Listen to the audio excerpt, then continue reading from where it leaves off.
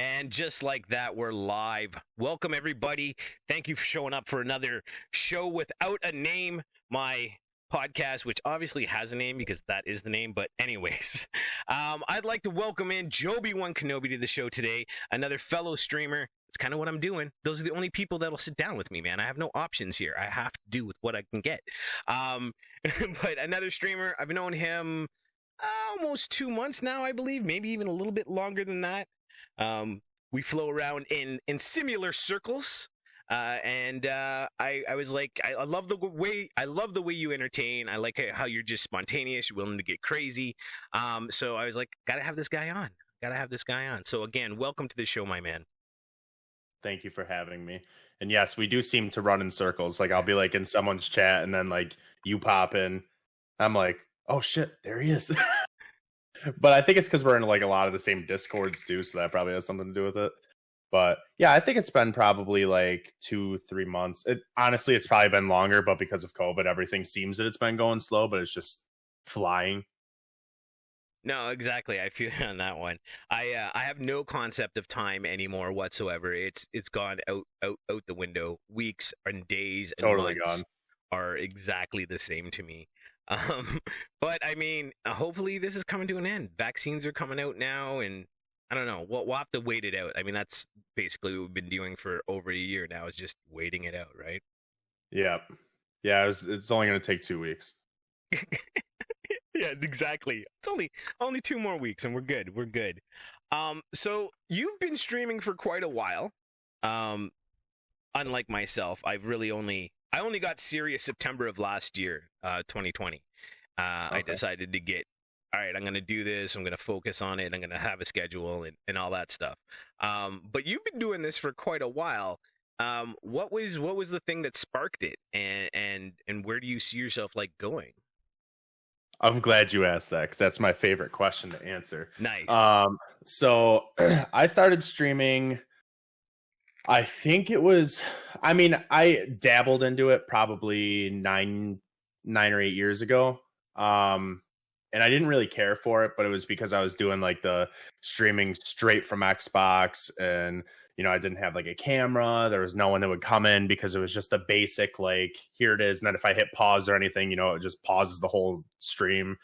So like it was just like it was nothing. So then approximately, I want to say 4 years ago, my stepdad found out that he had cancer. And my whole life was like, you need to do something with his video games. And then he's like, just sitting in your room playing video games. You're never going to do anything with it. You're never going to make any money. One of those things. So he ended up having cancer, and he was going to Roswell Park, which is in Buffalo, New York. And I decided to start streaming to raise money for the hospital. And it was kind of like it kind of seems like I'm like bashing him, but it was kind of like hey, I'm raising money for something that helped you by playing video games, and you said that there's no way to make money doing that. So it was just like one of those things. Nice. So I did that for a while, and then I think March last year, the infamous day we will all remember. Oops. My work closed down, so I had to figure out something to do. I was already streaming basically daily at that point, but it was still for Roswell. But I decided to just take it into like my own hands, because with like unemployment income, it's not as much as I was making doing like my normal job. So I was like, you know what? I'm just going to have to like switch it over to myself. Then I ended up getting called back to work. And at that point, when I started, for some reason, which was super weird, because when I was streaming for Roswell, I wasn't really getting that many like subs and bits and like even just people watching. But then the second that COVID hit and I started doing it for myself, then it started to pick up like crazy, which kind of like blew my mind, because you'd think it would be like more people want to support when you're like doing it to some sort of like, cause. Right. Charity So or something. yeah, so that like really kind of like blew my mind. but yeah, so that was like March of last year was when I started doing it for myself. And then I got called back to work, and at that point I kept it for myself. But I ended up just taking all of the Twitch income, doing it into upgrades. So I've built new PCs, I've got new monitors, lighting, cameras, literally everything just to upgrade it. And then, now I basically do all the Twitch income into like interactive stuff with stream. So it's not like I don't take the money and like do it for myself still. It's more of just like I give back to the community kind of thing. So like with like giveaways, and I open a shitload of cards. Yes. I'll tell you what, it is like obnoxious sometimes. My arms hurt after a card opening stream because it's like I order like a lot of Korean cards, and I don't know what they use to seal their fucking packs, but please stop. Because those bitches are so annoying to open. So like I have to sit there with a pair of scissors, like cut, like my left arm isn't tired at all, but I'm like cutting, opening, sift, cut, open, sift. But I'll do like 200 packs at a time sometimes, and it's just like it'll take like a full 2 hours, and it's just, ugh. But yeah, and then I just like give away like duplicates and stuff to people. But I went really off track right there. That's okay. That's what this is about. Going off track is a good thing. Like one of the things that I love about doing this podcast was at first I got a lot of people thought like it was like an interview, and I'm like, no, think of it more like a conversation, man. I want to get to know who I'm sitting with better. You know what I mean? I want an opportunity for other people that might not know certain things be able to click, check us out, and learn maybe something new about you, or never knew you and find out about you, right? So that for me, like when you go off onto things, man, I'll just let you go. I think that's perfect, because that means you feel comfortable, and that's what this is about. It's a conversation. It's not necessarily an interview. You know what I mean? Yeah, I used to be on a podcast as a host for like, I want to say like a year. And we used to like, it's called Debatable. But you would like, we'd have people on and we'd debate just stupid shit. So like, is tuna fish good or not? Like just stuff like that. Nice. So no like serious topics, but except for tuna fish topic is serious because it is good. That's probably about as serious as pineapple on pizza. That is a sticky topic as well, my friend. It is a very sticky topic. Although, you know what I heard that was really fucked up? What's that? Rustic told me that they put sweet corn on pizza. Sweet corn? I mean, that's different. That's what I said. I'd try. I would definitely try it too, because I'm fat. So like I'll eat anything. Right? I feel you. But like the fact that he like, I forgot what we were talking about. Oh, I do like a topic of the day for my stream. So like hammer turkey, best topping for pizza. That's the one that he came in on, and he said sweet corn. And I was like, I think you're talking about like best barbecue item or something, because I've never seen sweet corn on pizza. But like it's so funny too, just like different countries, like seeing like that's like one of my favorite parts about streaming is like interacting with people from different countries, because like the stuff that they tell me about, and I'm just like, what are you talking about? Like it's so crazy. No, I love the phraseology that other people use from all over the world. The different slang and stuff. I think that is the best. Yeah. And especially like the cursing. Like in Canada, I don't know. I mean, I curse. I usually try to keep it in top context. I don't try to curse for the sake of cursing. But I'm the first one to call someone a dumb fuck or a silly fucker or something like that, and I have no issue with it whatsoever. And that's one of the things I love, especially about a lot of European countries. Oh my god, here we go. Now I'm already messing up my words. But yeah, and just the fragrant way that they use what we would curse language in everyday talk, and I love the shit out of it. Yeah, the food thing has like really opened my eyes, because like I know that there's like different food out there for different countries, but it's just like the way that they go about it is totally different. Because even they brought up garlic sauce, like Heinz garlic sauce over in the UK, which I never knew that was a thing either. And I thought they were just messing with me. And then they sent me a picture of it, and I was like, oh my God, this is a real thing. So I like looked on Amazon, $20 because you have to ship it here. Right. But I'm interested to try it because I don't know what I would even use garlic sauce for, but I feel like I have to try it now.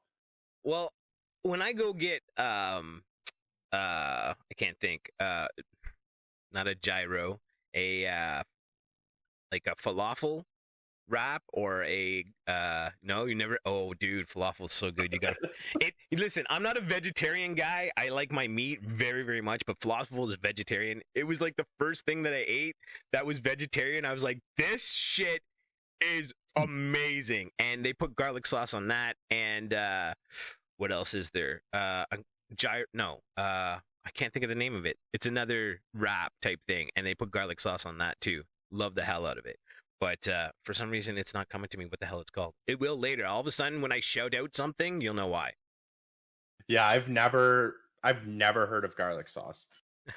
But I mean, I guess that, like, even just individual parts of like states even have just different stuff. Because like me being from Buffalo, there's like just like certain brand of hot dogs that's like super popular here, or even like chicken fingers, like a chicken finger sub.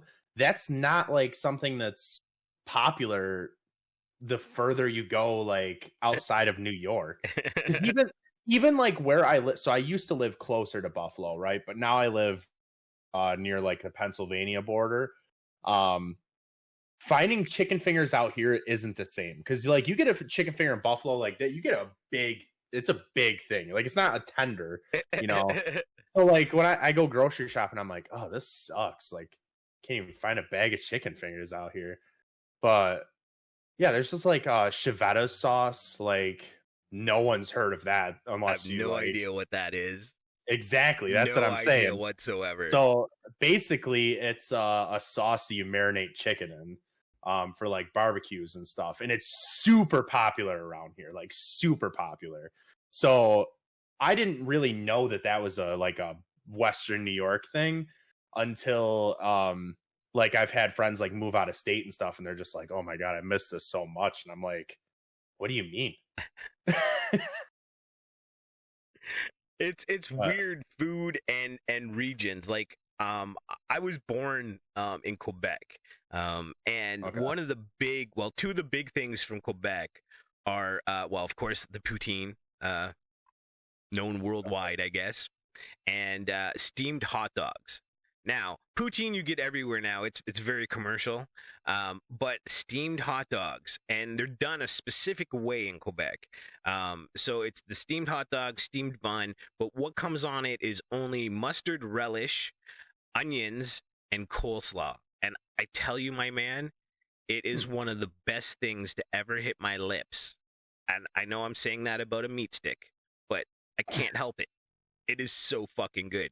I make them at home once a month at least. They're just, and I just close my eyes when I take that first bite, and I'm sitting in a shitty fucking diner in fucking Montreal.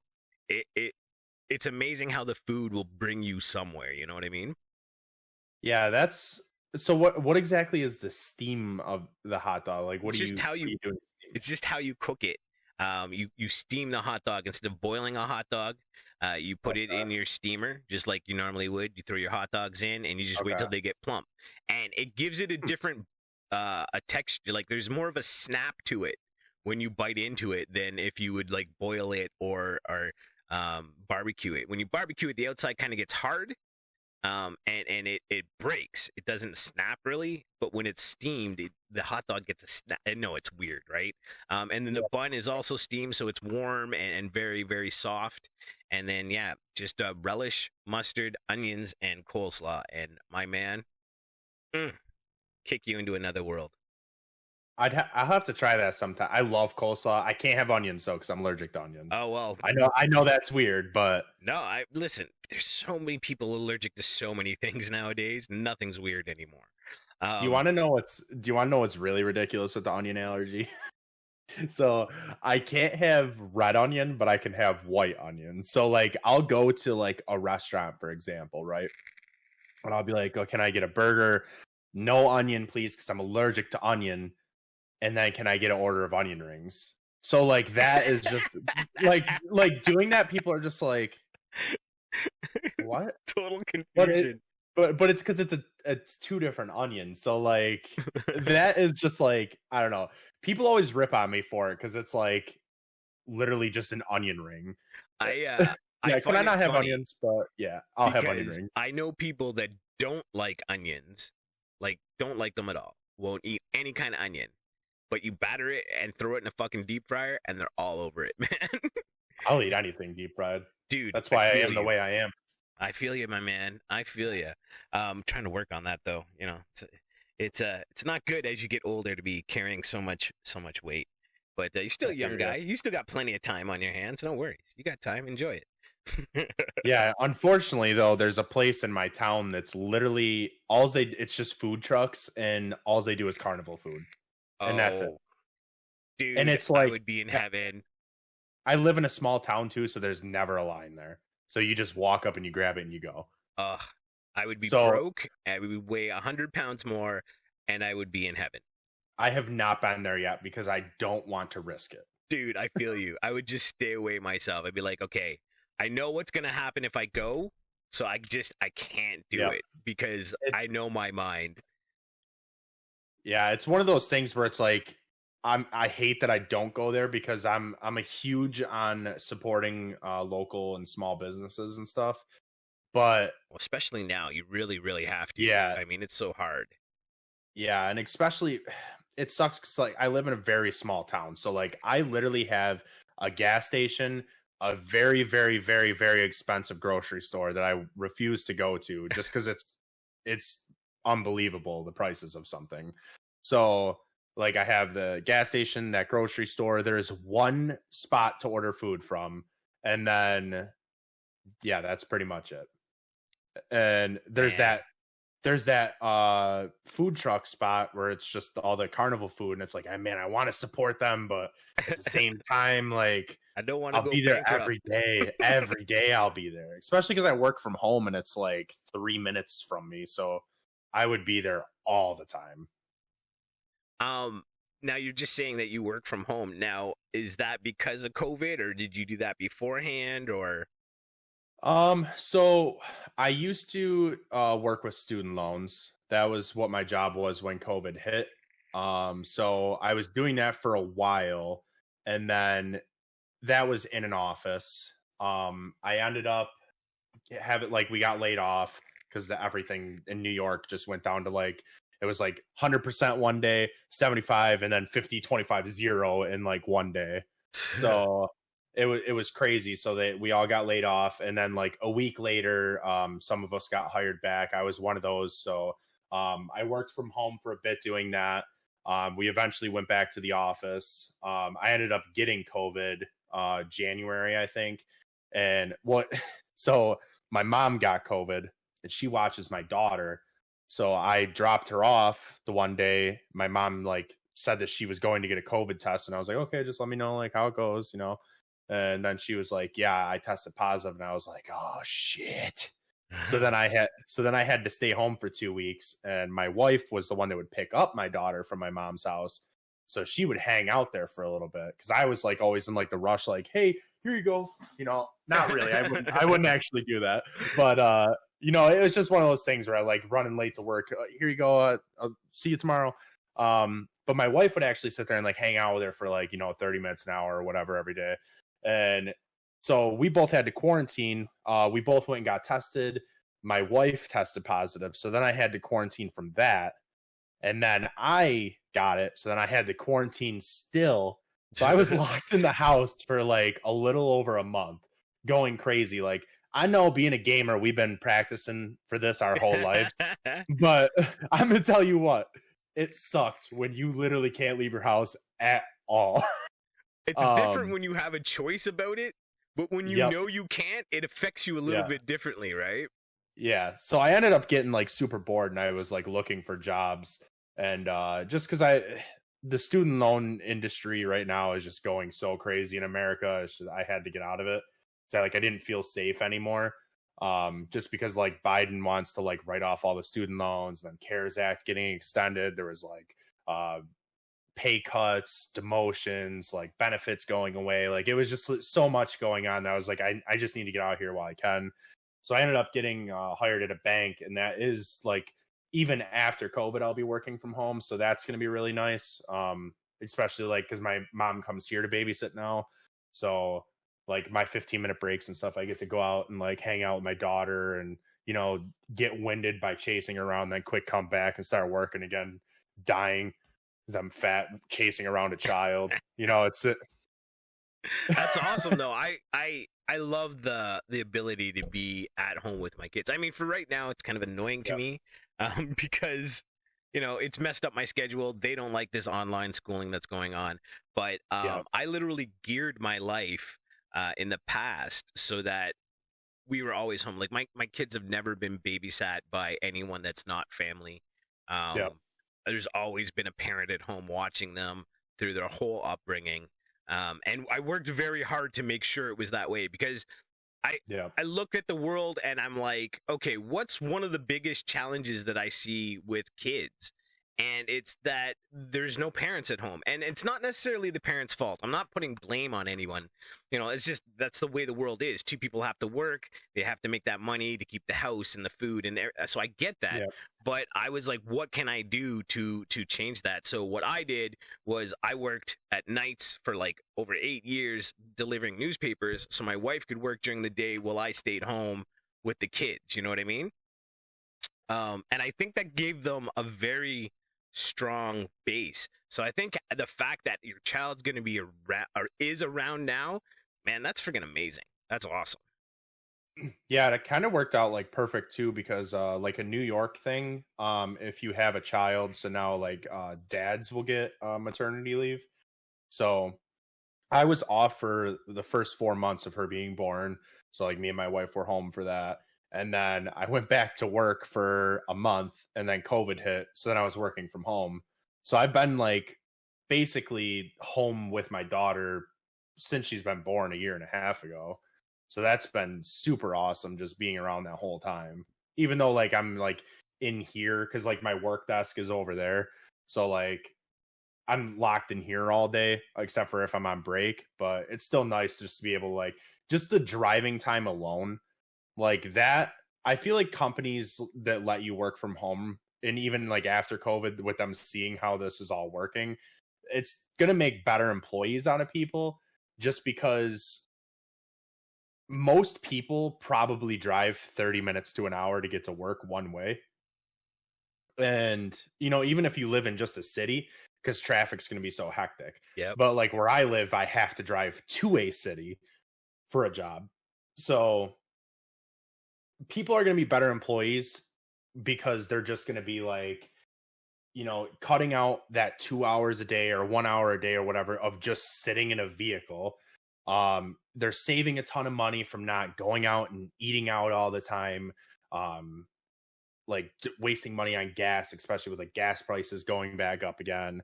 You know, there's a lot of things with working from home, and like the companies that I like, if they force you to go back into the office after you working from home, I think that that's going to kind of show that a company's shitty, in my opinion, just because I don't understand how a company would do that to someone after them seeing, you know, especially for how long it's been. It's been over a year now of people working from home. So what would be the point of bringing them back in? You know what I mean?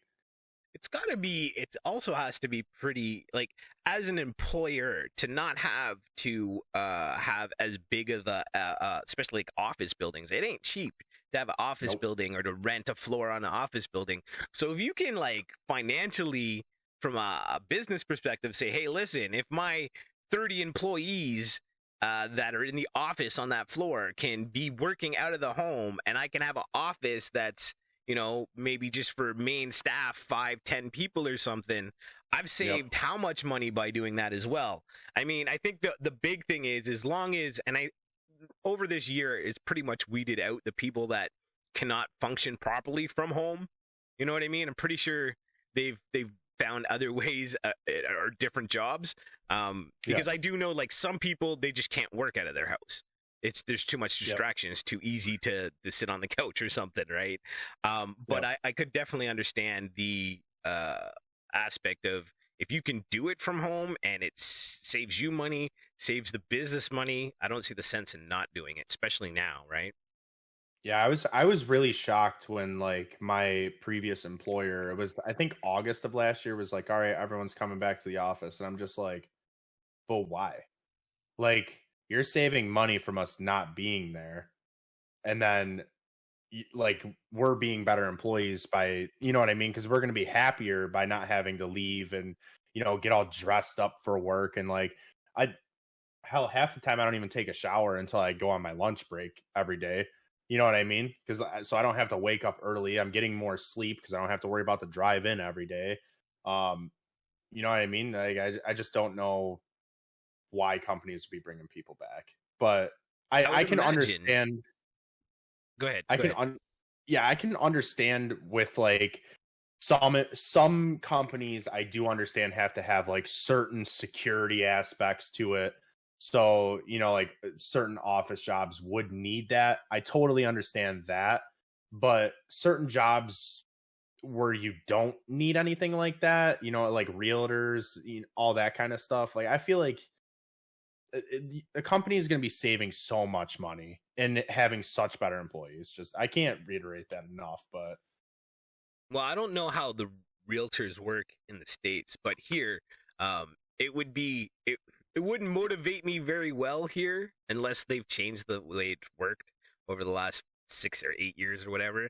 But if I was a realtor and I had my own branch, it would not make any sense for me to let people stay at home because I charge them for a desk fee to be in the office, and I'm missing out on that desk fee if they're working at a home. That's one of the weird things. That's why I never really got into real estate here. I didn't like the way it's set up. I mean, there were other methods, but to get into something that was, you know, a known company, there's brokerage fees. There's all kinds of weird shit that I didn't know about. I was like, well, I don't think that's for me. Yeah, there's been a few jobs that like working in the type of environment that I do. Well, at least used to. I don't do too much of it now. But when I used to work with student loans, it was always people in default. So yes, I was the shitty debt collector that everyone hates. Oh God, they're calling again, you know.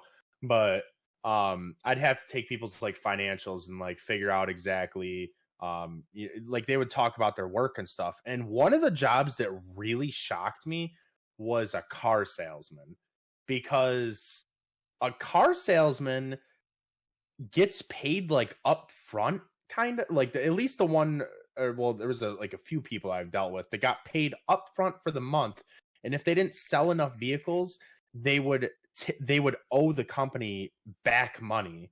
And this one dude was making, that I talked to, he made negative $500 a month at his employer, and I was just like, why do you work there? How does that even work? Like, how is that even legal? Like, that makes no sense to me whatsoever. Yeah, and I know that not all car salesmen are like that, but it was just like a few people I talked to that were in that like sort of situation where it was like between the child support, the health insurance, you know, just like the deductions that people, you know, have. I'm not saying child support's a normal deduction, but like, you know, there's a lot of people out there that do pay child support. And between all this, like these people's deductions and owing the company money, they would either break even or they would owe money. I'm just like, that's a very weird job. Like, you'd be better off just like, that's crazy, man, doing literally anything else. Go work for $1 an hour somewhere and you'd actually make more money.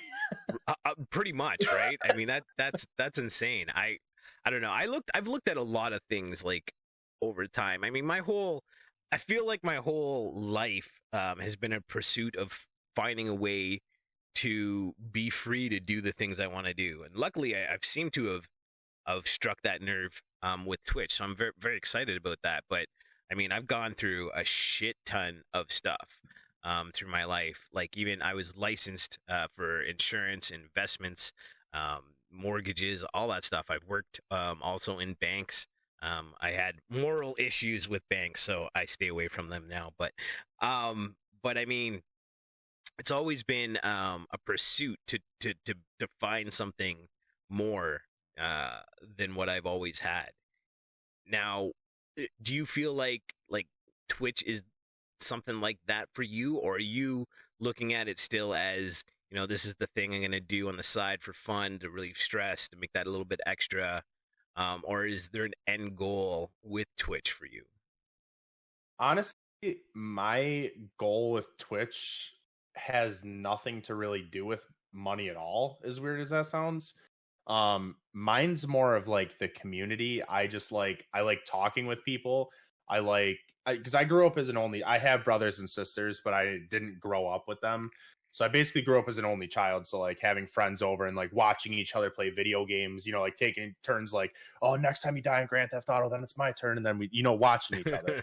So like that's what like really interested me about Twitch, because like a lot of people like from the outside, like my mom and stuff, they'd be like, that's weird. I couldn't sit there and just watch someone play video games all day. And it's like, well, it's not. It's like it's not that. All the time, too. I know. It's like it's not that though. It's the community around it, right? Because that's you're what it doing is. That Twitch thing.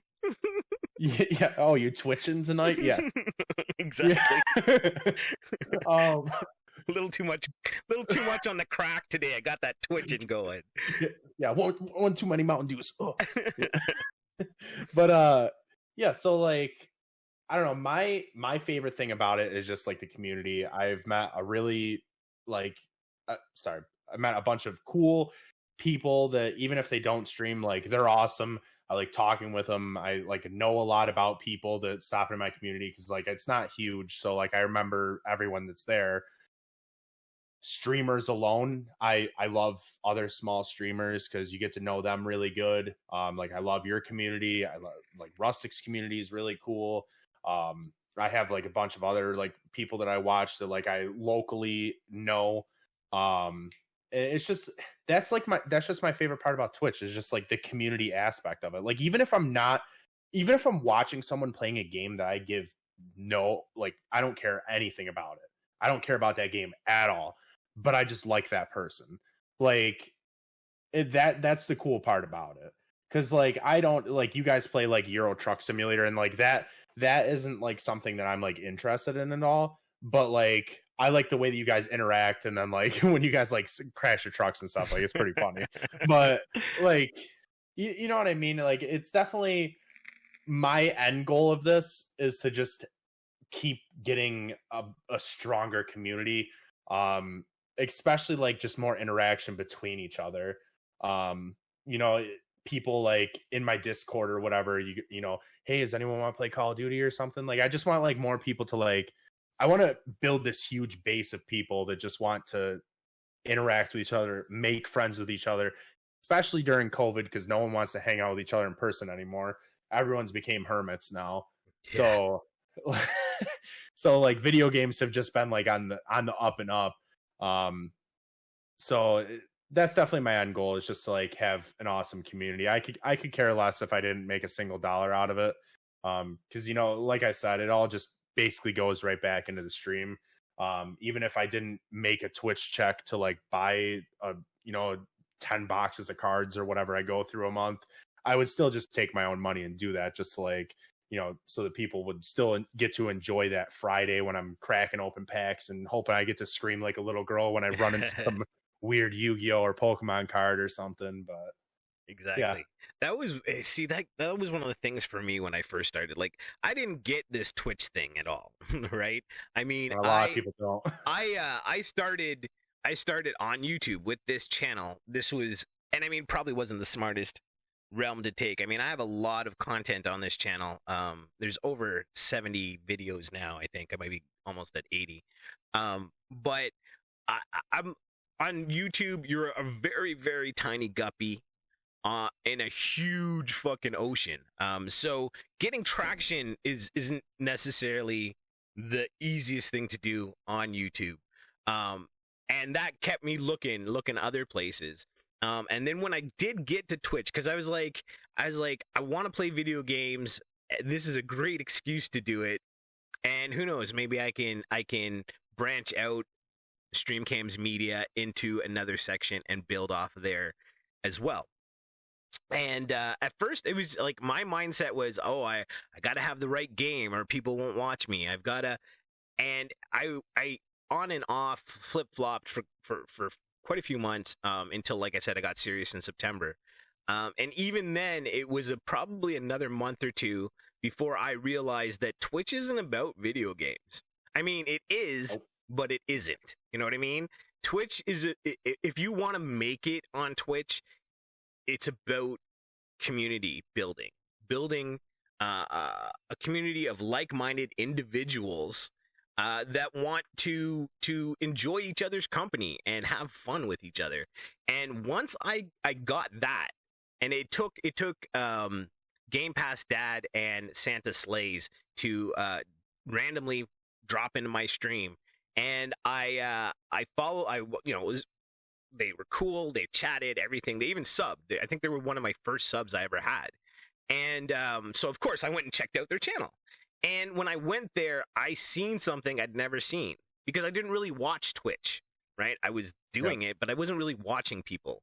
And all of a sudden, I seen this community of people that were like, oh my God, I'm interacting, I'm talking, this is my day, this is how things are going, this is my life, how are you? And I was like, whoa, what is this? This is insanity. Like, and then it dawned on me, community is how you grow on Twitch. Now some people will call it networking. I don't like calling it networking. To me, networking is a bunch of people wearing dress clothes in an auditorium with a handful of business cards, walking up to each other, passing their cards back and forth, and giving their little 5-minute spiel, right? And hoping to get a hook. That to me is networking.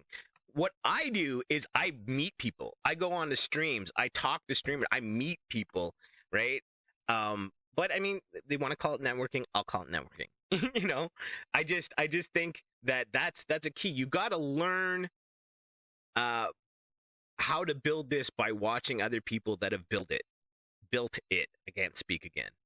And I think that's a big mistake a lot of people make in this game, is that they might get to affiliate really quick, and then they think, oh shit, yes, here comes the money, baby, and nothing happens. Right? Nothing happens. And why? Because you don't focus on the money, you don't focus on the game, you focus on the people that are there, the people that come into your chat, people that join your Discord. And I mean, it's hard. It can be a lot sometimes. It really, really can. But that's how you do it. That's how you build it. That's how this thing gets grown, right? So I mean, to me, that was a fucking eye-opening, right? Like, I was like, what? And it was exactly that point when my growth started. Because I figured it out. It's not about me. It's about you. Yep. It's about those people. That's a huge thing that a lot of people make the mistake on doing Twitch. And what I've noticed, a lot of people... Oh, crap. Hang on one second. Sorry. Hang on one second. I just realized that you have no video of me. Just give me one quick second. I'm going to try to fix that for you. Sorry, dude. Sorry, everybody. Now there's a big gray block where you were. Hold on. I just realized again that I didn't have that other camera open. Shit. And I totally feel like a dick now. No, it's okay. I've just been looking into my luscious eyes. Sexy man. All right. I want that, I think.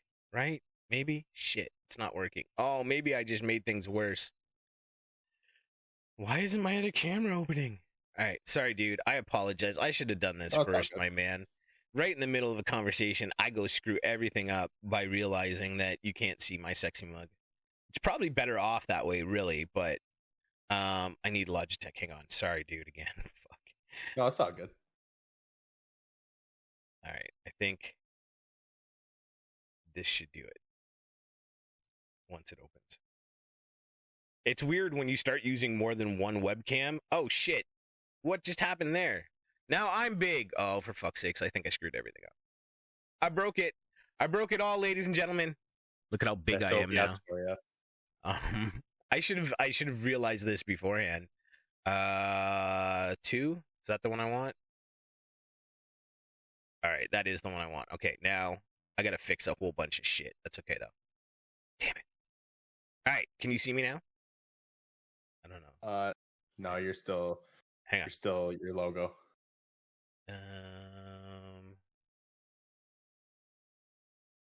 Ha. Oh.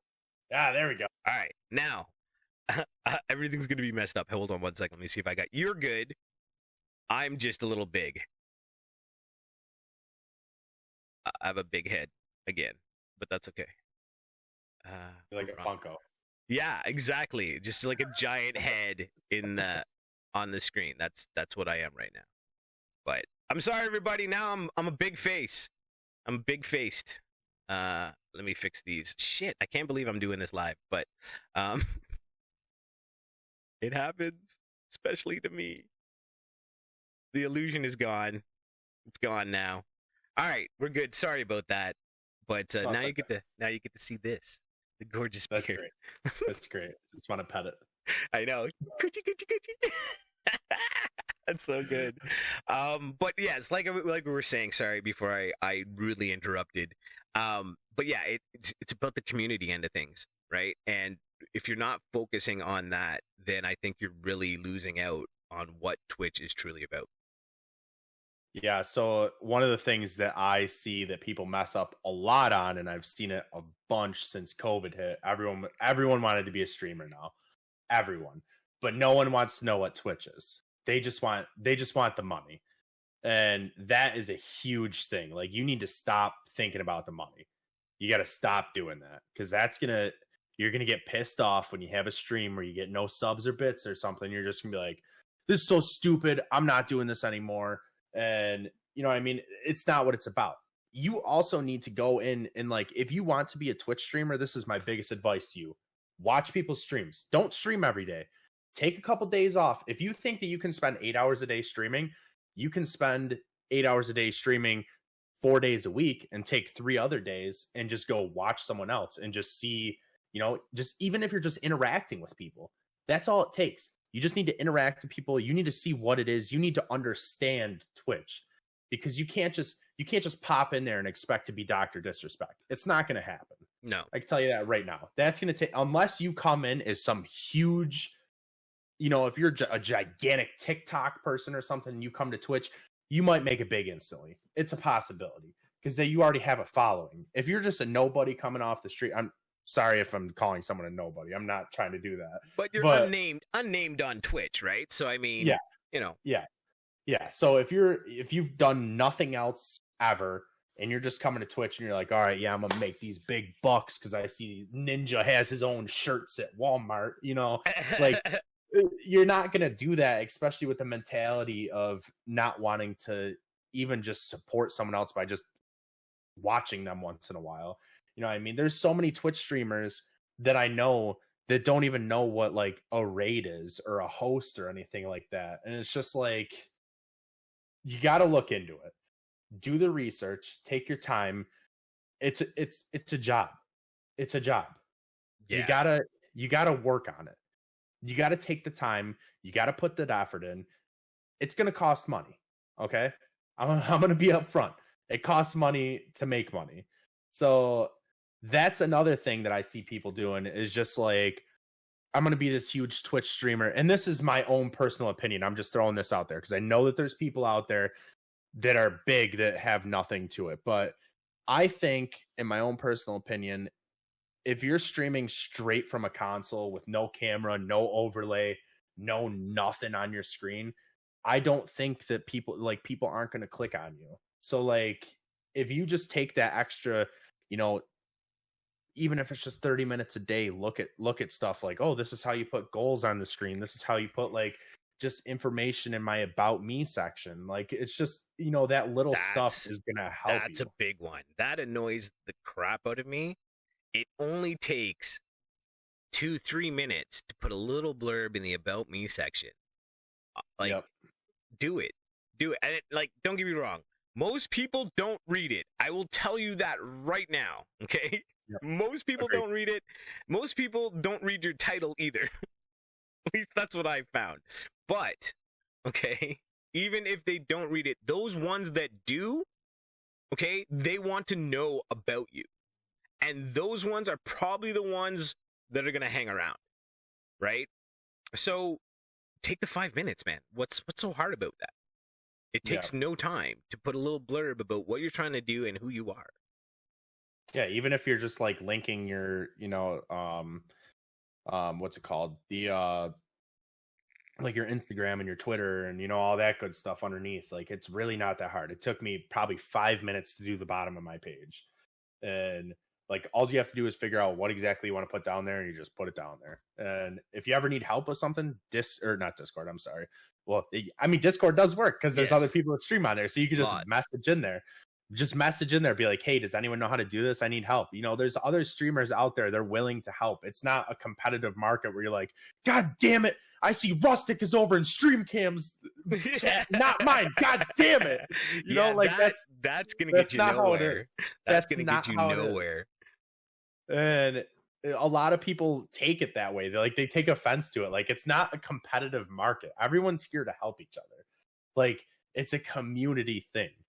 Exactly. That's one of the biggest things I say. Like, my community isn't just my community, right? Like, there's the Aikido crew, and that's great. But the Aikido crew is comprised of lots of other communities. You know what I mean? And that's, I think, what makes Twitch so powerful is that my community is part of your community, and our community is part of Rustic's, and Rustic's is, right? And so there's so much overlap. I think that's where the growth really can come from, is that overlap and interaction of these communities joining together, whether it's Discord, in chat, on stream, whatever, right? Yeah. But yeah, it's just like there's too many people out there that just think Twitch is an easy way to just make some money, and I'm sick of seeing it. Like, I'm in a bunch of Facebook groups for like support small streamers and all that stuff where people just drop their link, and I always comment on them. I'm that guy. I'll comment on them and I'll be like, well, what are you streaming? What's your stream about? Like, you didn't really tell us anything. You just put your link in there. And everyone's another mistake I see. Everyone plays Warzone. That is a huge thing that people have a downfall on too, which I actually showed people on my stream a few weeks ago. If you don't already have a community, you should not be streaming Warzone, because you're that person on the list that has 0 to 1 viewers, and it's going to take you 10 minutes just to scroll through that 0 to 1 viewer list. And if you think someone's just going to take the time to just flick through that and just like, there we go, that's the one I want, like that. I see a lot of people making that mistake. So like, my huge advice for anyone out there that does want to get into streaming, find a game that has a high viewership but a low streamer count. So like, even if it's something that you don't necessarily love the hell out of, as long as it's something you're still having fun playing and people are enjoying you watching, you're going to grow a community off that. When you have a community and you're ready to move forward with something, they're going to follow you there because they're there for you at that point. So that's a big thing. Everyone, like I said, COVID hit. I'm a Warzone streamer now. Yeah, I feel you on that one. It's hurting you. That would definitely not be the place I would go to start. Like myself, I'm a variety streamer, right? I mean, yeah. I make this joke all the time. Like, I can be loyal to my wife, I can be loyal to my car, but I can never be loyal to a video game. There's too many of those hot bitches out there. Come on, Yeah. So it's for me, the gaming aspect of streaming is it's more of a hook. The game is a hook. It's to get someone's attention. Oh, I like that game. There's the hook. So they click, right? And then when they get there, it has nothing to do with the game. It doesn't have anything to do with my ability to play the game, because if you watch me stream, I die a lot and I don't win races very often. But I have a good time, and I'm willing to engage with my community 100%. And that's what gets them to stay, is that engagement with them. Because, like you said, with the Euro Truck Sim or whatever, That might not be your cup of tea to play, but you enjoy watching me and Rustic, whatever, play it because there's that engagement there. And, you know, at least I tip my truck at least once per stream. So, I mean, that's always good times right there, too. Yeah. But that's the thing. Like, people need to understand that just because you know someone that plays Warzone and has 500 followers and X amount of viewers consistently, that doesn't mean you're going to hop in Warzone and have that same following. You don't know how hard they've worked to get to that point. And I like before when you were saying, like, people don't understand that this is fucking work. You know, there's you gotta put the time in. You gotta work it like a job. I mean, that's why I always say to people, like, if you're gonna do this and you want to take it seriously, the first thing you need to do is set a schedule. It doesn't have to be a ridiculous schedule. It doesn't have to be 5 days a week. It doesn't have to be, right? But make it something make it something that you can stick to consistently and do it. Because when people know when you're going to stream, they'll tune in. If they like you, it's like a real television. You know, oh my God, my show's on at 8 o'clock this time. You know, I got to be there to watch it. Well, it's the same thing. Oh, Stream Cams is on at 11 a.m. Eastern time. I know. I mean, obviously, because my kids are home, my schedule has changed over the last couple of weeks. But that was my schedule. People know that's my schedule. And if I started late, I would even get messages. Hey, dude, you okay? Are we streaming today? Right? Yeah. Because I'm consistent on my scheduling. And that is a huge part. You're not going to gain traction if you're on this week, off that week, one day here, one day there. The days aren't consistent.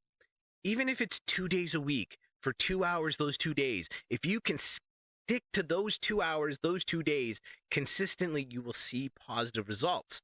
But you got to work it like a job. You got to work it like a job. I used to be that person years ago where I would just, you know what? I think I'm just going to go stream for a few hours. And then it would just be like, oh shit, I didn't know he was going to go live. Well, I'm not going to watch. I had other plans. But yes, I 100% say Joe all the time. People know Walking Dead Sunday at 9 o'clock. They're not going to be like, you know, just like randomly sifting through the TV like, God, I really hope Walking Dead's on right now. You know what I mean? Like, no, it's a schedule. People know at 8 o'clock, I'm going live. That's how it is. 8 p.m. Eastern Standard Time. That's when I go live. And yeah, once in a while, I switch up my days, you know, like, oh, it's summertime. I'm going to do it like, you know, Monday, Wednesday, Thursday is what I've been doing it right now. And then all of those other days, if I don't have anything going on, that's when I take my time to, you know, take those hours that I would normally be streaming. And instead I go on Twitch and you know, other people that are in Discords, I'll sit there and watch them. Even if you're not like chatting or something, at least you're watching them. And, you know, that one viewer can boost a Twitch streamer up miles on a list. Oh, for sure. For sure. So like that little bit helps someone, and people recognize that, and they're going to like know that they're going to come to your stream. They're going to support you. I can't reiterate that enough. People on Twitch are a community. They support each other. That's how you get your following. That's how you get up there. Yeah. I mean, there's no trick to it. There's no magic. It's hard work, right? Hard work, time and effort put in, right? But that time and effort isn't just about sitting in front of the camera playing video games. That time and effort is being on other people's streams, interacting with their chat, interacting with them, helping their community grow. I mean, one of the big things that I love about Twitch is, like you were saying, the support, the way people support each other. And I know, like, one of the things that I try to say all the time, and I try to get out there, the people to understand that the easiest way to achieve your own goals is to help people achieve their goals, especially in Twitch. If you want to, you know, grow your following, get a stronger base, be a good person, go out. Why don't you help someone hit affiliate? Why don't you show a couple young streamers that you enjoy hanging out with a little bit of support, right?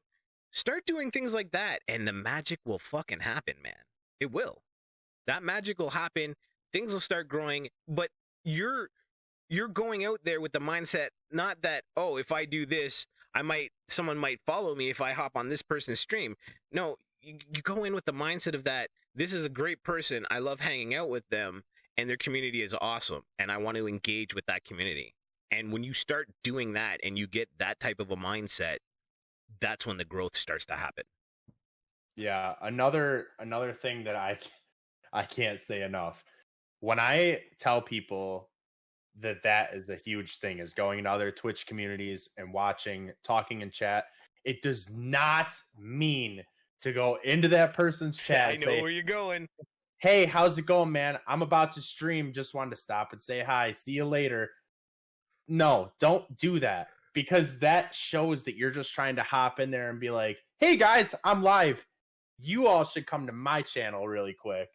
Like, don't do that. It makes you look like an asshole. I mean, it's funny, right? Like, if I ask somebody, that's different. If I say, hey, are you going live today? Are you going to be on later? Right? That's different. Yeah. But if you're popping in just to be like, oh, hey, I'm going live, first of all, my community knows what you're trying to do. My community consists of a lot of streamers, and we all get it, right? And it doesn't help. If anything, it makes you look bad.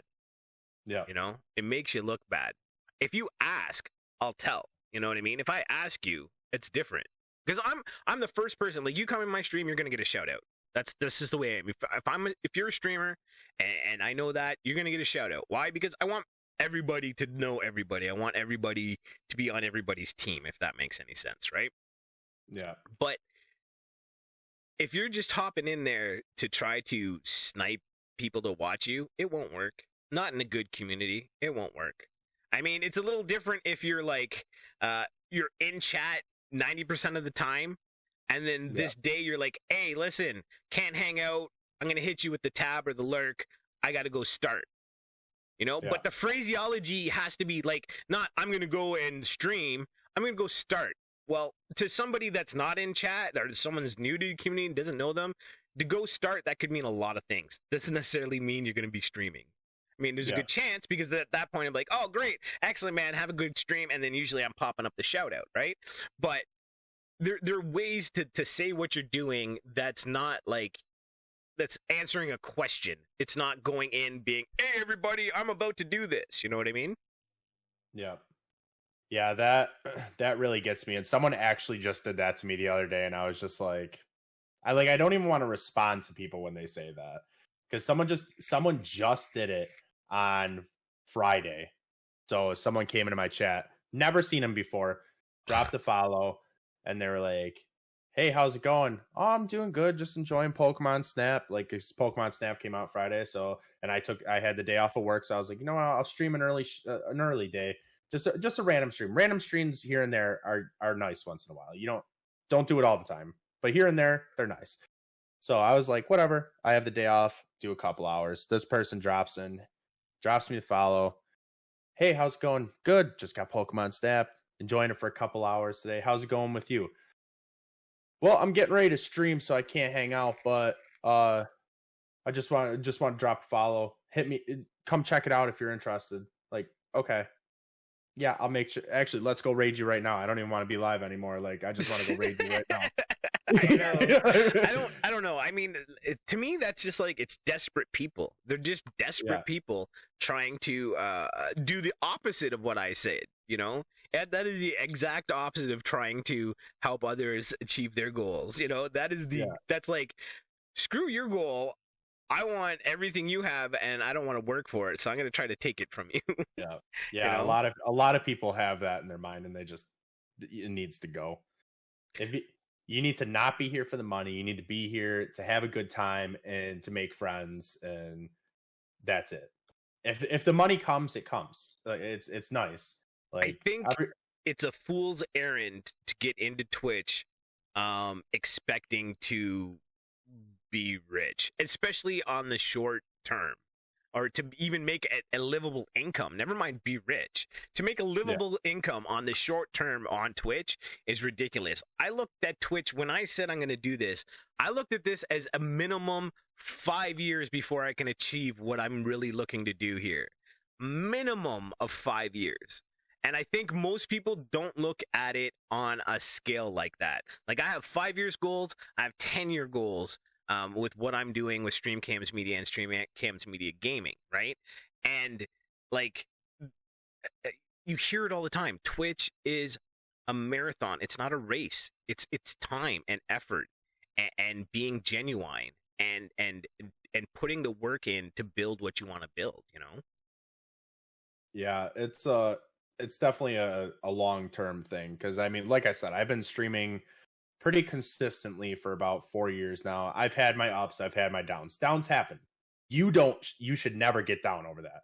If someone stops viewing, things come up. Yep. Things happen.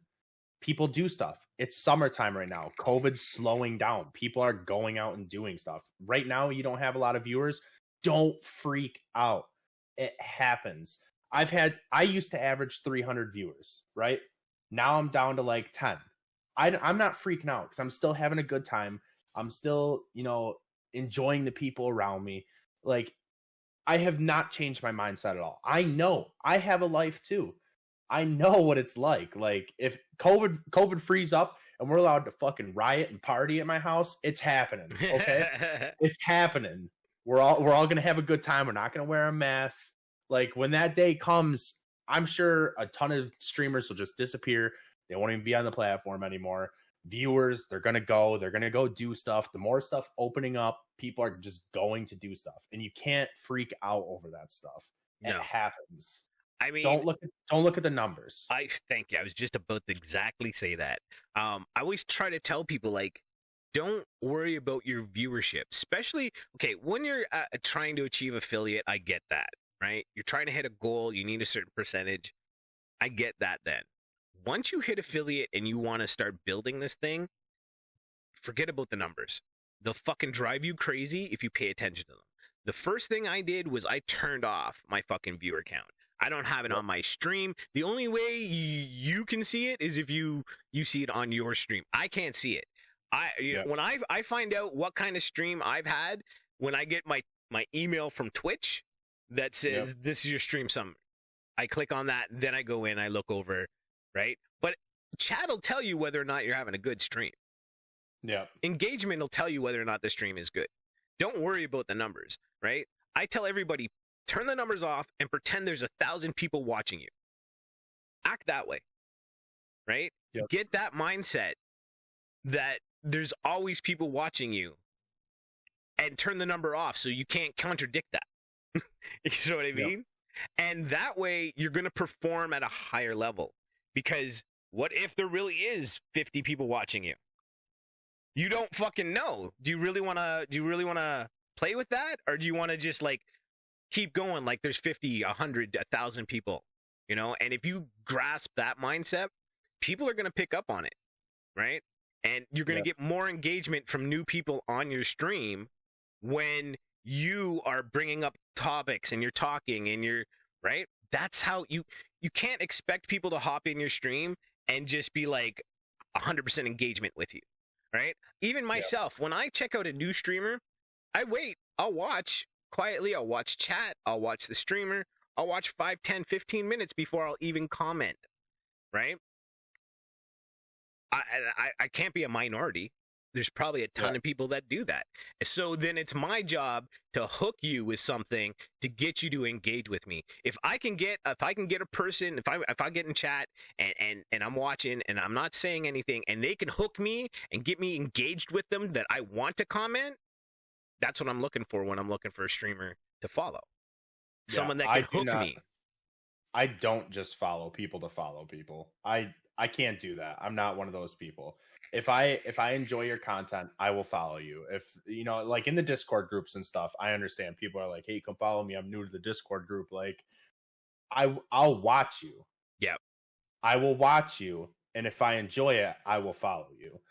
But I can't just go drop a follow to someone just to like, "Here you go. Hope you get affiliate." I can't do that. And it's not like a bash to you. It's just that I want to make sure that I'm like, appreciating the people that deserve the appreciation. And it's not even just like, it kind of sounds shitty saying that, but like, I don't want to, I want to support people more that are drawing me in, just like you said. Like if I watch someone's chat without saying anything and they bring something up or do something crazy and I'm just like, I need to write. You know, like I need to say something. Exactly. You'll get a follow. You'll get a follow. If you're playing Warzone, people are commenting, you're not responding to them at all. You're not even looking at your chat. You don't even know that Twitch has a chat. I've ran into people like that. They didn't even know Twitch has a chat. What? What do you mean? That's unbelievable, man. Yeah, I just stumbled into that. It was sometime this week. I don't remember the exact day. But someone on one of the Facebook groups commented or posted that they were live. They actually had like a decent summary there, like explaining what they do, who they are as a person, and all that. I was like, you know what? This person took the time to write something out. I'm gonna drop by. I'll see what it's all about. I'm watching. Nothing. Like people are writing in there. He's not responding at all. I comment on the worst. I commented on the Facebook post, and I'm like, hey man, I stopped by and like. You weren't talking with chat. That like if you want to contain your viewers, you got to chat with them. Like, and he was just like, "What do you mean the chat?" And I was just like, "Oh, dude, it's like this isn't Game of Thrones where you're just you know, people aren't just like, all right, I'm gonna throw stream cams on and there we go." Yeah, right. It's not one of those things. Like people are sitting there either on their phone waiting to like say something or like respond back to what you're saying or whatever. And like he was like, "Oh, I didn't know that there was a chat." And I'm like, "Well, what do you use?" So then I tried to help him because I was like, "You know, you took the time to write something out. I'll try to give you some advice." So he's like, "I just use normal OBS," and I was like, "Okay. Well, if you only want to have OBS open, I'd recommend Streamlabs because that has your chat too. Yeah. So you can just have that open." And I was like, or a tablet, a phone or something, just open up your own thing. Just have, you know, your chat going right there. Yep, exactly. He was just like, "Oh, I didn't even know that there was a chat." And I was like, all right, well, I was like, honestly, advice to you, you got to watch other streamers too. Just like know what Twitch is. You can't just like hear someone. I'm a name drop right now. My brother-in-law, I'll call him out right now. My brother-in-law, he came over. He seen my stream setup. He was like, "What is this for?" And I was like, "Oh, I stream video games." And he's like, "What do you mean?" And I was like, "Well, I play video games and like make money doing it, whatever." And he's like, "Really? You make money playing video games?" And I was like, "Yeah." And he was just like, I'm gonna do that. It's like, okay. Like that's not really what it's about, but okay. So then he's like all into it, like, how much do you make? Like, no, that's not what this is about. One of the things I like about Twitch is that you get paid on your own effort. It's not like an hourly wage here. It's not like if I stream 8 hours, I get this much. No. It's 100% based on what I can put out there to make the person who's watching want to support me so that I can keep doing it. You know what I mean? Yeah. And I love the fact that everything I make is based on what I put into it. And to me, that's powerful. That says a lot. It says a lot. Yeah. If you're a 4-year affiliate and you've only had like 2 payouts, that should give you some red fucking flags, right? You know what I mean? Like that should hello. There needs to be changes made because either that or you're just not taking it seriously. You know, you're just not taking it seriously because there is money to be made, and it comes from creating value, right? You have to create value to somebody else to make them, you know, want to monetarily support you. Like money, here's like I say this all the time, and I hope people when I'm on stream it doesn't sound facetious or short, but I always like thank people so much when they cheer with their bits. It doesn't matter even if it's fucking 1 bit. Okay, and I know 1 bit is a penny. I get that. Okay, but do you know how much they had to spend to give me that 1 fucking penny? You know what I mean? Bits ain't cheap. They're not cheap, man. For me to get 1,500 bits, I gotta pay $27.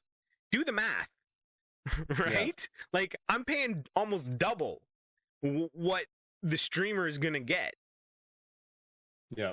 You know, so if someone's willing to pay that much money to support me even fucking one bit, that's amazing.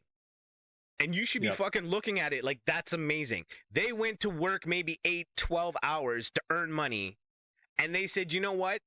The money I have after all my bills and the stuff I had to take care of, that extra money that I had, instead of renting a movie or doing I'm going to give it to so-and-so because I enjoy their content. That's a big fucking deal.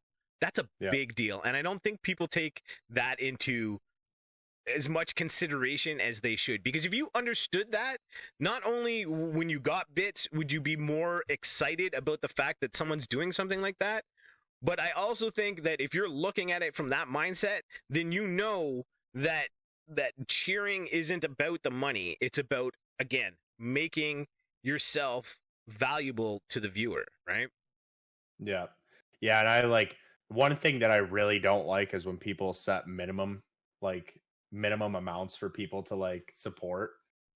That thing really like, or like a 10-bit minimum or whatever to cheer, or you can't talk unless you're subscribed or followed. That drives me crazy. That drives me mad. Someone in a Discord channel, I won't say a name, but they had a follower only chat, and I was like, you know what, I'll check it out. And I wanted to respond to them, but I wasn't followed yet. And I was like, okay, well, they drew my attention enough for me to write in the chat. So I clicked the follow button, and then it was like, you have to be followed for a minimum of 10 minutes before you can speak. I'm like, God damn it, I'm out of here. Right? Like, I was like, how many fucking walls do I need to go through just to show you my support? Like, what? I would have followed. I would have been like, dude, I liked enough to hit the follow. But then when you made me wait 10 minutes to engage with chat, I am now unfollowing you. And I would leave that right in his fucking chat. Right in his chat. I even rated him too. That was the best part. No. I rated him. People followed. They messaged me and they're like, I can't talk in the chat for some reason. And I was like, what do you mean? So then, like, you know, usually like I'll raid someone and then I'll quick, like, you know, end all my stuff and close everything, you know, all that. And then I'll join in the stream. And then that's when he like drew my attention and I like hit the follow, and I was like, what the fuck? 10 minutes to like talk? Like, what? Yeah. What are you talking about, man? Why would you do that? That's crazy, especially on a raid. Shooting people away. Yeah. No, I mean, when you're raiding, to me is so important. I actually a couple weeks ago, I finally hit the 100 raid goal on Twitch. I was like, sweet, done over 100 raids with more than 2 people. That's fucking awesome. I think raiding is a big thing, a big thing. But it's weird when you're raiding random people and they're like, yeah, because you don't know what you're gonna get, right? You might run into that chat deal like you did. Or I really hate, like, if I raid somebody, and it doesn't, like, it shouldn't matter if I have a raid with fucking 1 person or if I have a raid with fucking 15 people. It shouldn't matter. There should be an excitement level there for people to understand, like, me raiding you isn't, even if I've never met you before. Me raiding you is a way for me to bring my community to you because for whatever reason I like what you're doing, and then to have you just not show any excitement at all in that, you've kind of ruined things for yourself. You know what I mean? Yeah. Like, if someone brings their community to me, again, even if it's just 1 fucking person, that's amazing. That 1 person might hang out, be here forever. You don't know. You don't know, right? And the fact that someone is willing to say, hey, this person, JoebeewanKenoB, Rustic Game, doesn't matter who it is, I like them enough, or they thought I was good enough to bring their community over to me to say, hey, check this guy out. I thought he was good. Maybe you will the same. That's a fucking amazing thing. And if you don't grasp that, then you're looking at this thing wrong. And I think that's a big problem with a lot of streamers, is they're not looking at what this opportunity is in the right light. They're not looking at it the way it exists. You know what I mean? Yeah. I have 2 things to bring up about rating. So one of them, people for some reason like to think that if you're rating someone, you're giving your viewers away and they'll never come back. That's not what it's about. Okay. that's like a thing that people just need to like get out of their head. Like, I don't raid because I don't want my community to leave me. If they're gonna leave you, they're gonna leave you anyway. If Like, you're that self-conscious about your community leaving you, you don't have a strong community. Yeah. So that's one thing. The other thing is, so my mod that I used to have, Ozix, he was my mod for a while, but his wife got sick, so he like wasn't able to do it anymore. But I would always message him on Discord, or he would just know, like 10 o'clock I'm getting off, and he would look for random people, because most people in the Discords that I'm in are in like the UK or something, so they're not streaming when I get off. So unfortunately, I can't raid them, and I feel bad about it, but I just can't because the way the time zones work. So he would go take like 10 minutes before I was gonna be done, and he would look for someone playing the same game as me. I had requirements for him. I was like, you got to find someone that has one viewer. They're putting in the effort. They're like having a good ass time, even though it's only one viewer.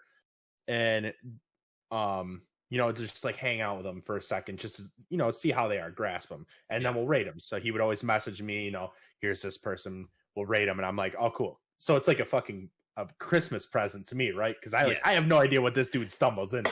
Nice. He found some damn gold mines, I'll tell you what. So we'd rate into these people, and people would just be like, like super fucking hyped that they'd get this raid, even if it's just 3, 5, 10, whatever it is. So they'd be super hyped, and then like that has gotten me into communities to like stay there. Like, just people like getting so hyped up about that. This one dude that I raided, it was the first day that his wife was sick, so he couldn't mod for me. So I was like, shit, I can't take the time while I'm playing to find someone. So I was like, I'm just gonna do what any Joe would, and I would just, raid a Joe, right? Nice. So I went to the raid thing. No one was live that I was following, and I was like, all right, we'll type in Joe. So I just like a list of Joes comes up, right? There's a million Joes in the world. Everyone's got Joe incorporated into the name, because that's just how the name works. You could be Joku, you could be Joebeewan, you could be Johan. Like, it doesn't matter. Joe fits in perfect to anything. So many things. So this dude named Joey Games, right? So I was like, okay, well, I'll raid this dude. And I raided him, and his community was freaking crazy. And he had like 10 viewers, I think, when I raided. So it was like out of the ordinary for me to raid someone that actually like already had viewers. But I was like, fuck it. So I raided. Christmas present. We opened it up. This dude is freaking crazy. This happened a couple months ago. I am in his Discord daily, talking with them, talking with him. Like, his community has been like one of the craziest ones that I've ever seen. They will like, their raids are ridiculous. They'll raid someone and they'll give them a hype train. It's fucking nuts. That's like awesome. That shit is wild. So like the first time I raided him, he was like, oh man, I was just about to get off, but now we got to keep going. Yeah. So he's like, he's going, and then he's like, yo, Joebeewan, after I'm done, do you want to join us and we'll like play Among Us or something? And I'm like, oh, hell yeah. Like, like something like that, like just drawing me in. I'm like, sure, man. So we stayed up late, got drunk, played Among Us. Like, I never even knew this dude, never even watched his stream before. And then I'm like here hanging out with him. And now I have like a stream scheduled with him for next week. So on Friday, we're playing Drunk Mario Party. So nice. I'm hyped for that. But he's always doing stuff like that, like just always doing stuff with his community. And he's always just like, go get them streamers. You know what I mean? Same thing with like Rustic. He does a lot too. He's like, guys, go check this guy out. Check him out. Rustic he's a really good about that. He's never trying to support himself, which is really weird.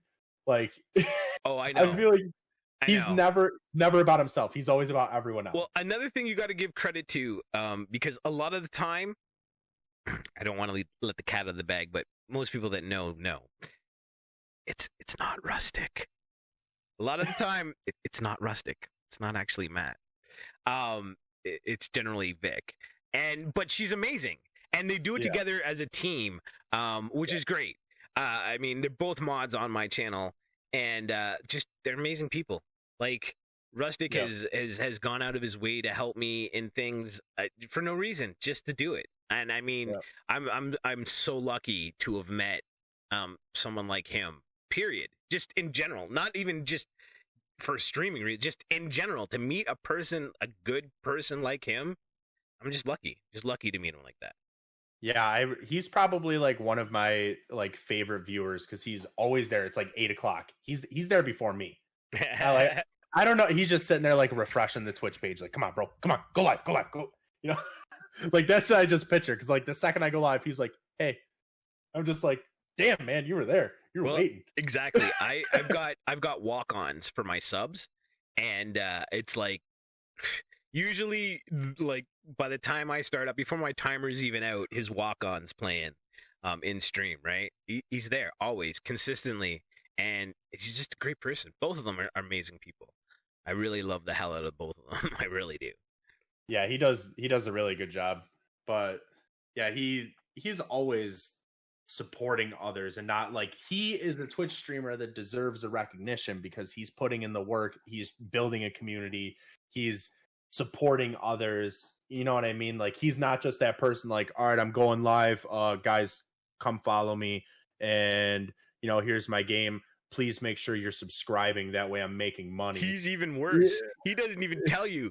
He'll be in my stream, I'll be streaming, and then all of a sudden, like, there'll be shoutouts being done by Rustic Gamer as a mod. There'll be shoutouts, and then all of a sudden Vic will be like, I'll ask a question to Rustic, and she'll be like, "Oh, he's streaming." I'll be like, how about you tell me so I can tab you up, homie? Like, what's going? He won't even tell you.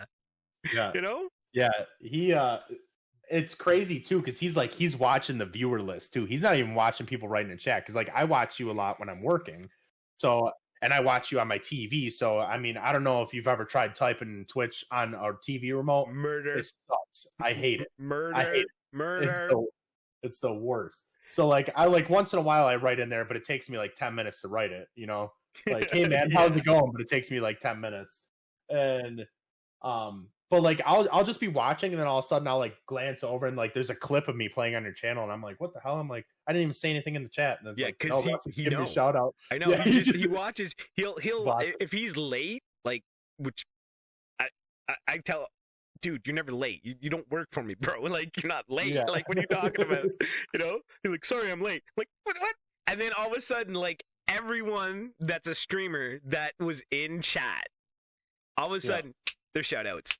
They just start popping through. Yeah, it's like, you know, he's on it. He is on it. You know, I feel like he's got a mouse like I have. He must, because like I have the ultimate nerd mouse. So like I got the 12 button one. Yeah. Right. And I feel like he just has shout out with people's usernames on it, and he just like just click. He's just got it all hot keyed up.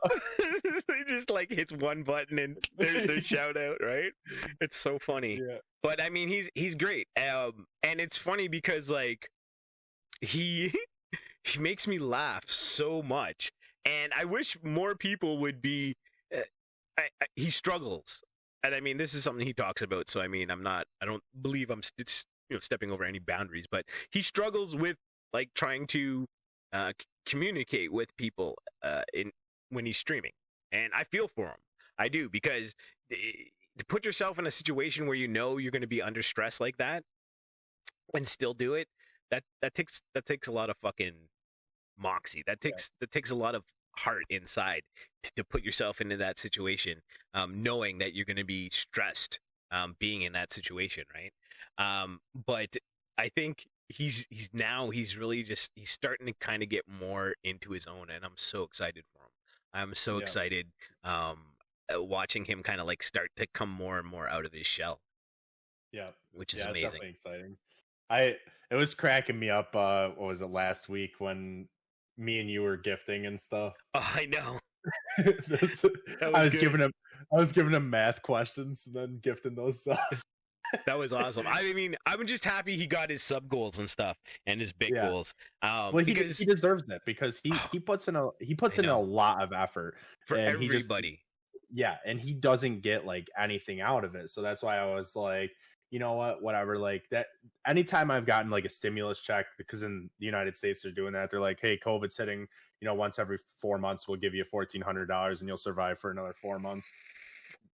Yeah. Go United States. Go America. Yeah, US, USA. Let's go, baby. Yeah, so that's trash. But anyway, so I always take that part of the stimulus check, and I'm like, you know what, this is strictly going towards supporting local businesses and supporting, like streamers and stuff. So I always take like a portion out of that, and I was like, you know what, Rustic needs this. He deserves to hit his goals because he puts in so much effort for other people. Oh yeah. And hitting all their goals. Oh yeah. But no one really shows the recognition back to him.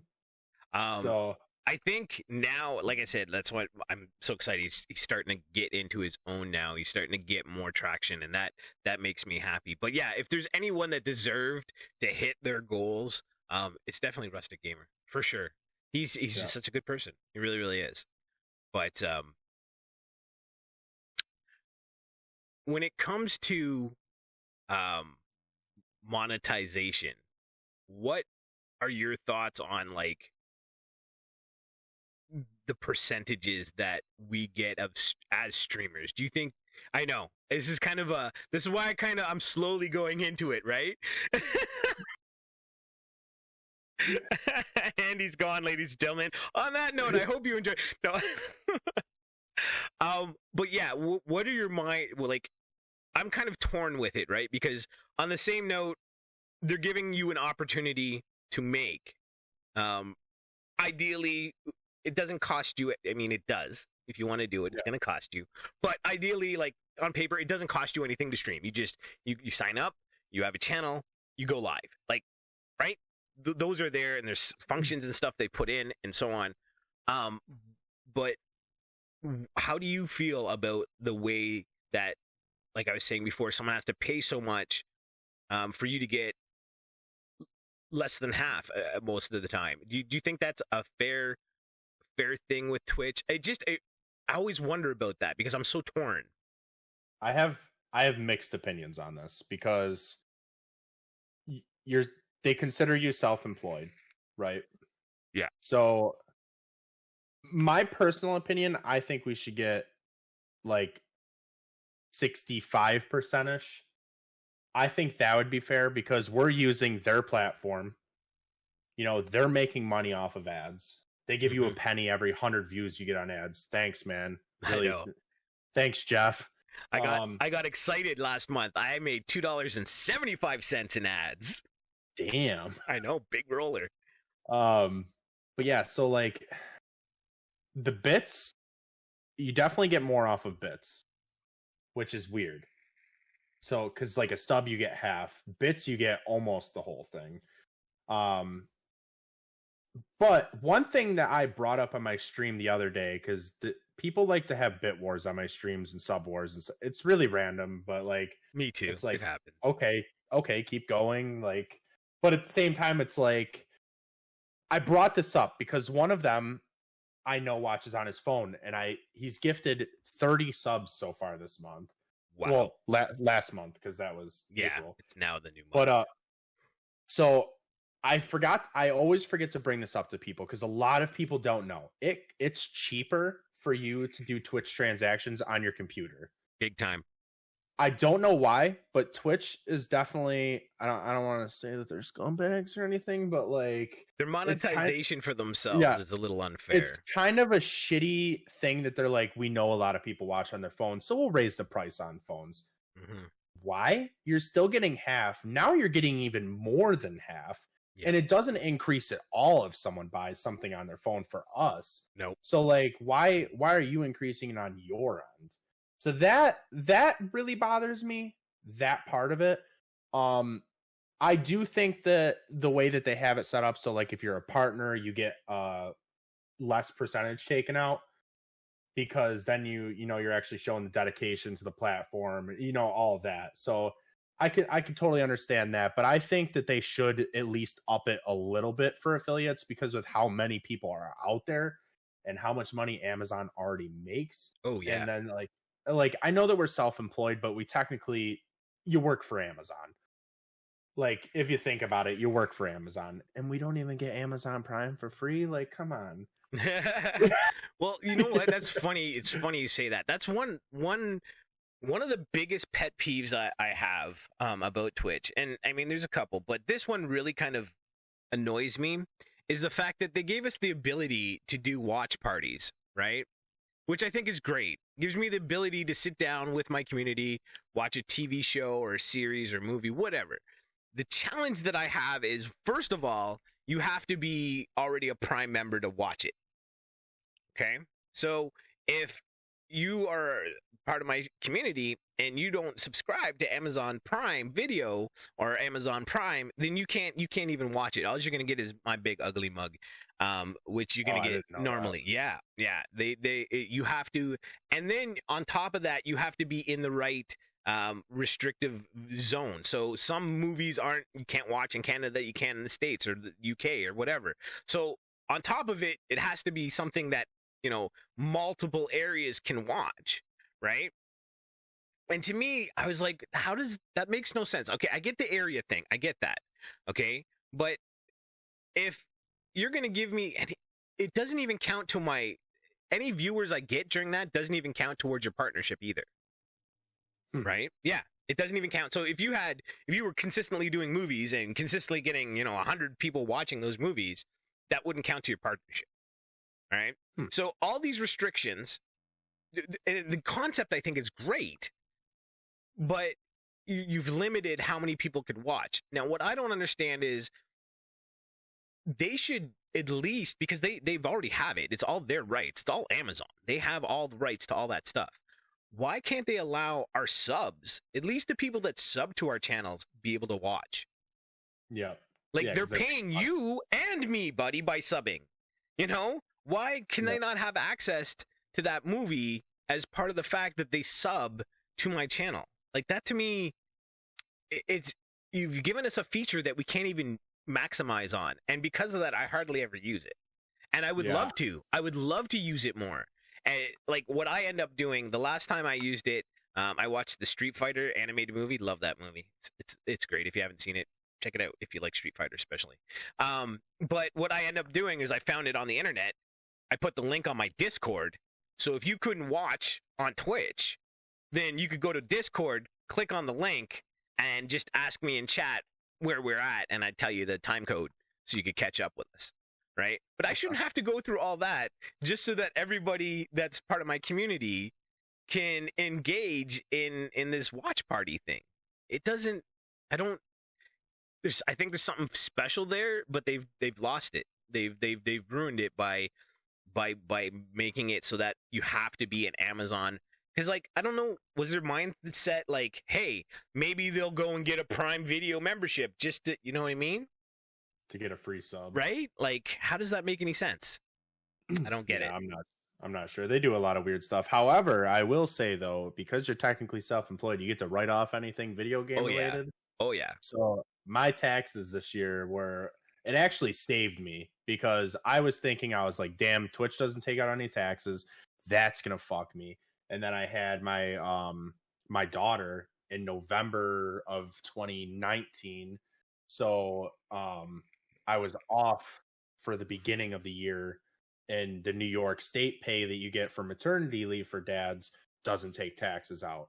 So I had like $17,000 with no tax taken out. And I went to file my taxes, and my wife also was off for the 4 months with no taxes taken out. So I was like, we are going to be screwed this year. But this was the first time I actually went and sat down with an actual tax consultant, because normally I do it myself. But I was like, I bought a house, had a kid, we're married. There was just so much stuff going on. COVID, first time I ever touched unemployment, even though it was only for 3 days. Like, I didn't know what to do with any of that. Right. There was just so much going on. I was like, I'm just going to someone. And she was like, oh, for Twitch, okay, well, you can write off like computers, your mortgage. Like, there's just so much stuff that you could write off. And I was like, really? So we added everything up, because luckily I kept all the receipts for everything. And I spent I'm not even kidding, 12 grand on streaming stuff last year, which is ridiculous. But it No, ended up, it's not. yeah, I know. Well, that's what I'm saying. Like a lot of people are just like, oh, yeah, I'll just get like this one little item and then I'll be famous.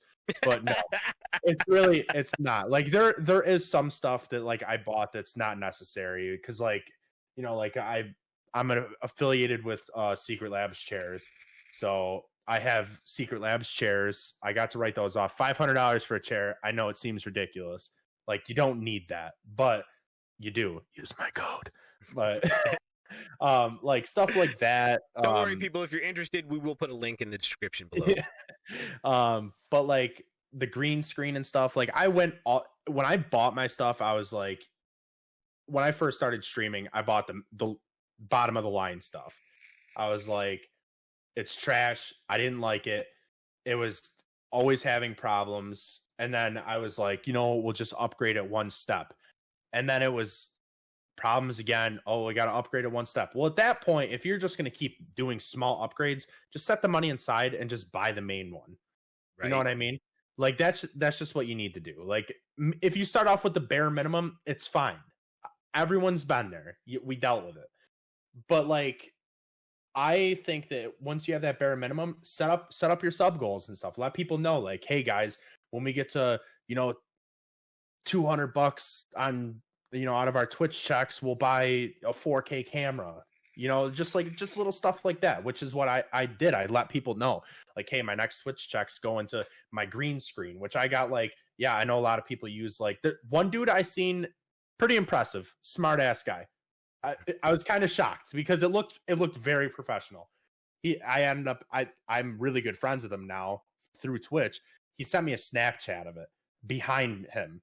And he got a bunch of poster boards from Dollar General, duct taped them, spray painted them green. It has it hanging behind him. Nice. So he said it cost him like $5, right? I'm like, God damn, I spent $300 on my green screen. This dude's smart as fuck. But like, I just like instantly like went all out with like my green screen. I was like, if I'm going to do this, I'm just going to get this crazy one. So like I have like the drop down. Yeah, like that one.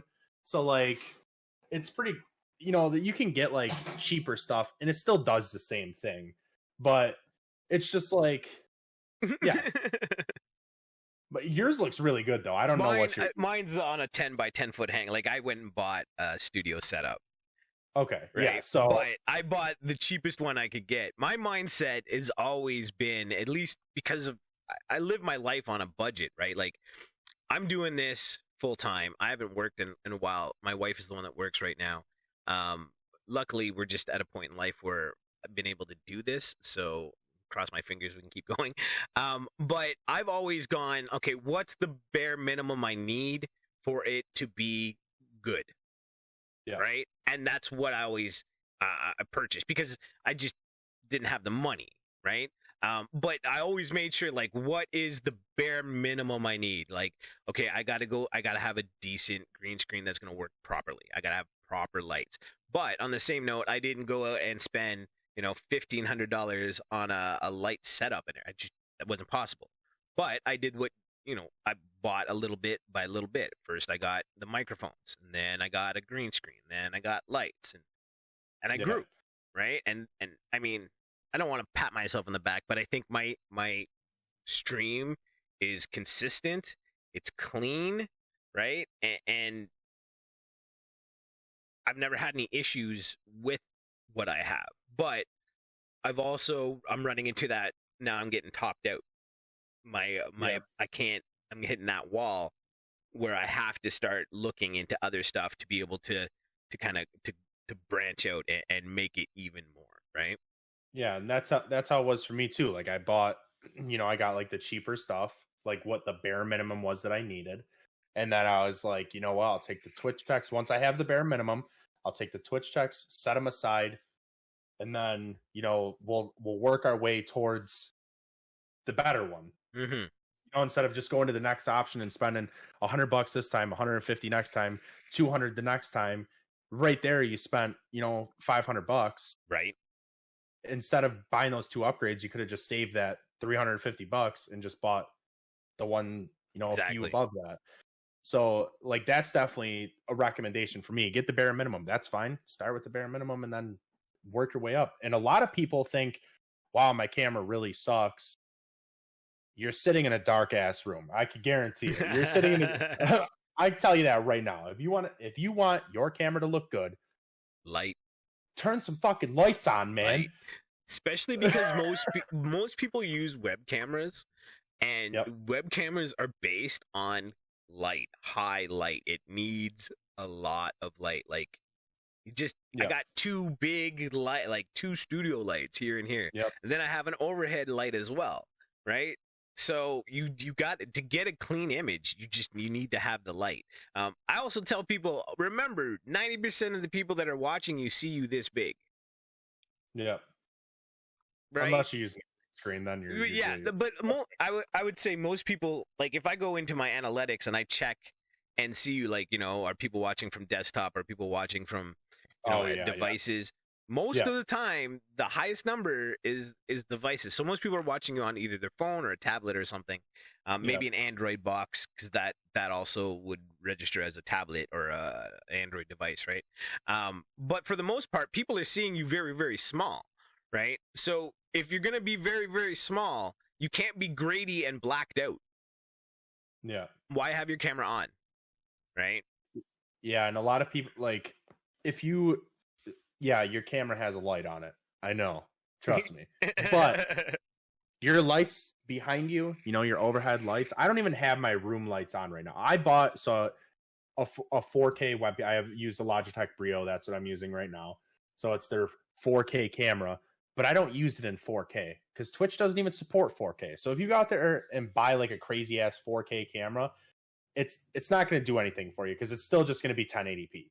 And the thing that, like, people don't know is you're buying that expensive ass camera and you still have no lighting. It's still going to look like shit. Yep. Like, it's going to look exactly the same, which is what I didn't know. I didn't know that at first. I bought the Logitech Brio. I was like, what the fuck? I still look like trash. And then I was like, oh, you know what? I'll get a ring light for it. So I got a ring light. So I have the webcam hooked into the web light, or the ring light. And then for, like, when I use my green screen, I have 2 of those big studio lights. Yep. And it made my camera, I was like, when I first turned those lights on and I had my camera on, I was like, it was like a whole new world. And yeah, so don't go crazy with a camera if you don't have lights. Yeah, you know what I mean? It's not gonna add. And I mean, unless, again, you have a very high end camera, like a real camera that is made to work in low light situations, you have to have light. But I mean, I think a big thing, even more important than lighting, is audio. Yep. Audio is huge. I can watch somebody that doesn't have a camera. That doesn't bother me. There's 2 things, though. If you don't have a camera, 1, your audio better be on par. It better be crisp, loud enough. There should be I should be able to hear you over the game, but I should still be able to, all that's better be on par. It better be, right? Yeah. And you better engage with chat. You better engage the fuck with chat. If I can't see you, you better be a monster at engaging with chat. Right? You don't need to have a webcam. I've said that a lot of time. I know some streamers that don't have webcams or that don't use webcams. Great streamers. But audio's crisp. They engage with chat. Like, big time. And those are big keys people, I think, miss out on. Yep. And you don't need if you do have a camera, you don't need no crazy ass setup behind you or anything. Like, yeah, I worked my way to looking like the ultimate fucking nerd behind me. But like, if you just have, sitting up against the wall, do it. You know what I mean? You don't need, like, so many people think that they need to have, like, this gigantic space that's dedicated just for streaming, and they need, like, even if you can't do the studio lights, just buy some lamps. Put 2 lamps, one over here and one over there. Yeah, get a couple 100-watt bulbs in them. Yeah. Just get it bright. It's still going to do the same thing. Just get it bright. Yeah. I know a lot of people don't like lights, and if you don't like lights and they, like, hurt your eyes or whatever, highly recommend Gunner Optics glasses. I not sponsored by them or anything, but I will tell you that they have changed my life because these lights are bright as fuck, right? So they do hurt my eyes, and working from home all day on computer screens, then getting off, scrolling through my phone like the antisocial person that I am, and then coming in and streaming, and then like even if I'm not streaming, usually from 8 to 11 at night, I'm sitting at my desktop doing playing World of Warcraft or something.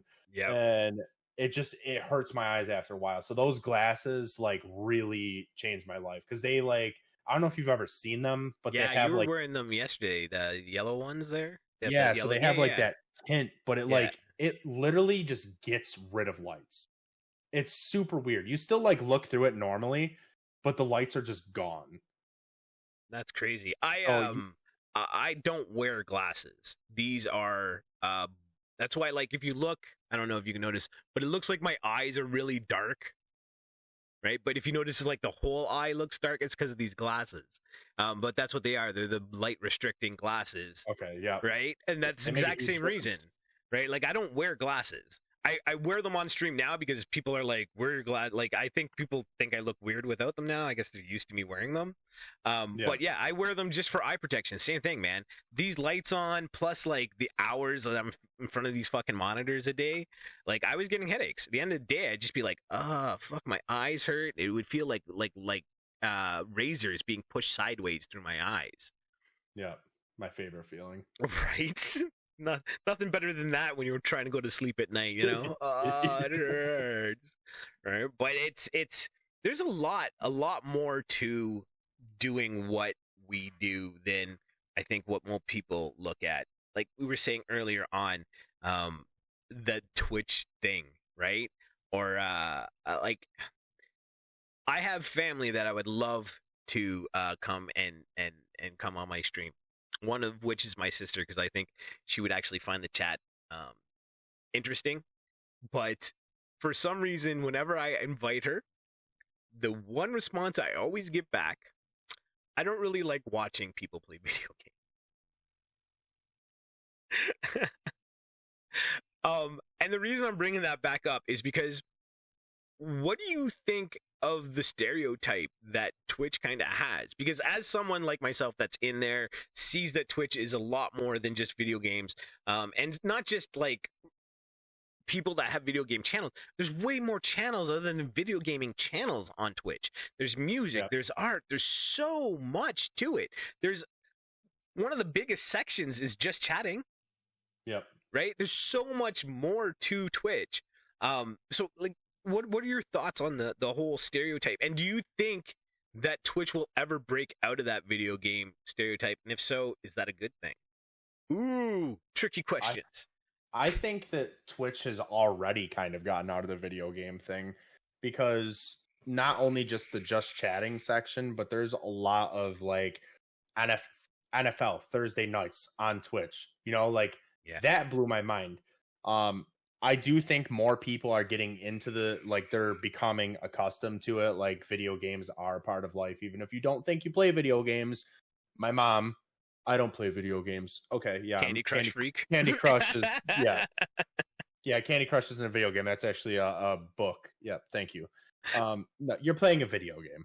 So, like, a lot of people that say that they don't play video games stuff, like, it is slowly becoming a more popular thing. More people are finally like coming out. I'm gonna say coming out of the closet, but they're coming out of the closet, admitting that they like playing video games. Because a lot of people don't like to admit that. If you're a high, executive at some bank or something, you don't want to be like, oh yeah, when I get home, I just play Call of Duty. You don't want to be that person. You want to be the person that, oh yeah, I go to the gym and then I, have dinner. I cook dinner with my wife, these fancy, exquisite meals, and you know what I mean. Like, people are becoming more of themselves nowadays, and it's everything. So I mean, like, more people are coming out of the closet. Literally, yeah, literally coming out of the closet. Like, everyone is just becoming more comfortable with themselves, and I'm super stoked about that, because it's like it's becoming a world where people are being real. And I like that. And Twitch, I think, has helped do that with a lot of people because, like at Applebee's, me and my wife went to Applebee's and they had the Overwatch tournament on Twitch on all the TVs. And I was like, what the hell is this? I was like, all right, I'm good. Let's do this. I'm ready for dinner now. Right? But like, I know that there's people that get mad about it, but like, I'll show people. Like, people are like, oh, I don't know, I don't understand the whole Twitch thing. I don't want to watch people do that. I personally, I have a friend who does not really play video games, but he's an artist, and I was like, dude, get on Twitch. There's an art section. Yeah. Get on, just paint on there. People do that. People play Bob Ross reruns for 24 hours a day. Like Yep. that's a thing for some reason. I don't know how that didn't get shut down yet, but it happens. But you know what I mean? Like, there's a lot of people doing weird stuff out, and I'm getting ready to start doing it. I have a separate building on my property. When I bought the house, it used to be a gun shop, and I turned it into a bar. So I have like a pool table, foosball, ping pong, all that out there. And I want to get it so that people start coming over like on like a Saturday or something, do like a Saturday stream where we're doing like either pool or foosball or, doing stuff like that. Cause people like watching that stuff. And, there's a lot of things out there on Twitch that people don't know are there. People just think it is the video game. I don't want to watch people play video games. Go on there, watch someone cook, learn some recipes. You know what I mean? There's the art. I love so watching much people more do stuff. So much more stuff on there than just people playing video games. There's everything. Yeah, I know. And I feel like that gets lost. It's like I've talked to some people and they don't even understand like the difference between YouTube and Twitch. Right? How like YouTube is video based. It's now becoming more live streaming, but originally it was video based, and Twitch is 100% live based. Or again, stuff's starting to kind of slowly cross over, I think, but it's all built on being live interaction, right? Which I think is way more powerful, personally, right? Like even with chat on a YouTube video, you're not going to get the type of engagement you're going to get when you're live streaming with somebody or streaming with people there. Yeah, I'm honestly not a YouTube person at all. Like, I upload my videos there. There's probably 2 or 3 people that I watch on there consistently, like videos that they upload. But besides that, I don't like going there because I like the live interaction more. So, like, yeah, YouTube's starting to go that route, but I feel like it's still like Twitch is still like the one that has really like, it has everything. The communities around everyone's awesome. Like, YouTube's, the chat in YouTube is just comments. It's comments. Yeah, and you lack interaction, and not just that, you're not always going to be there when the comment happens. You might get an email 2 hours later, and then be like, oh shit, someone commented, and then you're 2 hours later, you're going back. There's a lot lost in that time, in time being between when a question or a comment or question is being asked and the response. And I think having that immediate response to people, that's part of the thing that allows you to communicate more honestly with the people that are watching your content, right? Yeah, especially if you're watching like a stream like cooking or something, like you're watching, someone's making this fancy ass barbecue or something, and you're just like, hey, I have a question. What is, you know what I mean? You get that immediate interaction because they're going to look over and be like, oh man, this person's wondering what kind of like sauce I was just using there or spices or whatever. You don't have to sit there and like, man, I hope they sift through all my comments and hopefully they find the one where I asked the spices because I'd really like to make that meal. No, they're just going to look over and be like, oh yeah, here it is. Yeah, exactly. They just show you right then. You get your answers right there. Yeah, you're not going to always find something that you want to watch right then, but I mean, there's a lot of stuff that you can find on there. And one thing that I'm really mad about on Twitch, it's so annoying. I'm just going to bring it up. Music. Tisk tisk. I'm torn with music on Twitch, on all forms of it too. What you can do as a musician on Twitch and what you can do as a normal streamer or with music on Twitch. It's very messed up. It's very sticky. And it doesn't make sense to me, especially, again, falling into the fact that Twitch is Amazon, and Amazon has such a plethora of music that they have the rights to. Literally Amazon Music. Yeah. I don't get why, again, as even maybe if you were not just an affiliate, a partner, but like, as far as I know, partners don't even have access to it. Like, why not give us the more stuff like that we have access to, the more money, and I mean, I'm not trying to make it money, but that's the way Amazon looks at us, as paychecks, right? So if we can generate more money for the company, why not give us access to something we already have and give us the right to play it? Like, I don't understand that. And I mean, there's probably legal stuff that I just don't get. But to me, it's like, if we're under the Amazon umbrella, why not give us all the power?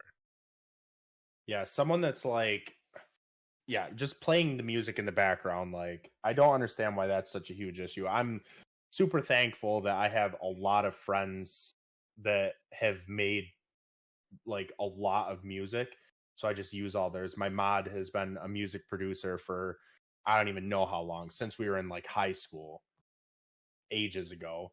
So, you know, he has a plethora of music. I have, you know, friends that are in death metal bands, so I have access to all their stuff. I have, you know, just so many different friends that make so many different genres of music. So I'm lucky when it comes to that, but I know there's the copyright stuff, but like, why would a musician not want you playing their music? That's what I don't understand. Is like, oh God, I made this music for people to listen to. Why are you playing my music? I don't want you making money, you know, like that. That's the thing I don't get about it, right? Is that, like, if I pay for an Amazon subscription, then obviously someone's making money. It's not just, you know, Amazon. Like, they've got to pay out to have the rights and so on. So, I mean, they're getting their money. Is it just like that because I might have more people come to my channel because I'm playing that music? Because I highly doubt that. Yeah. I mean, I don't think, like, I don't go to a channel because of what music they're playing, right?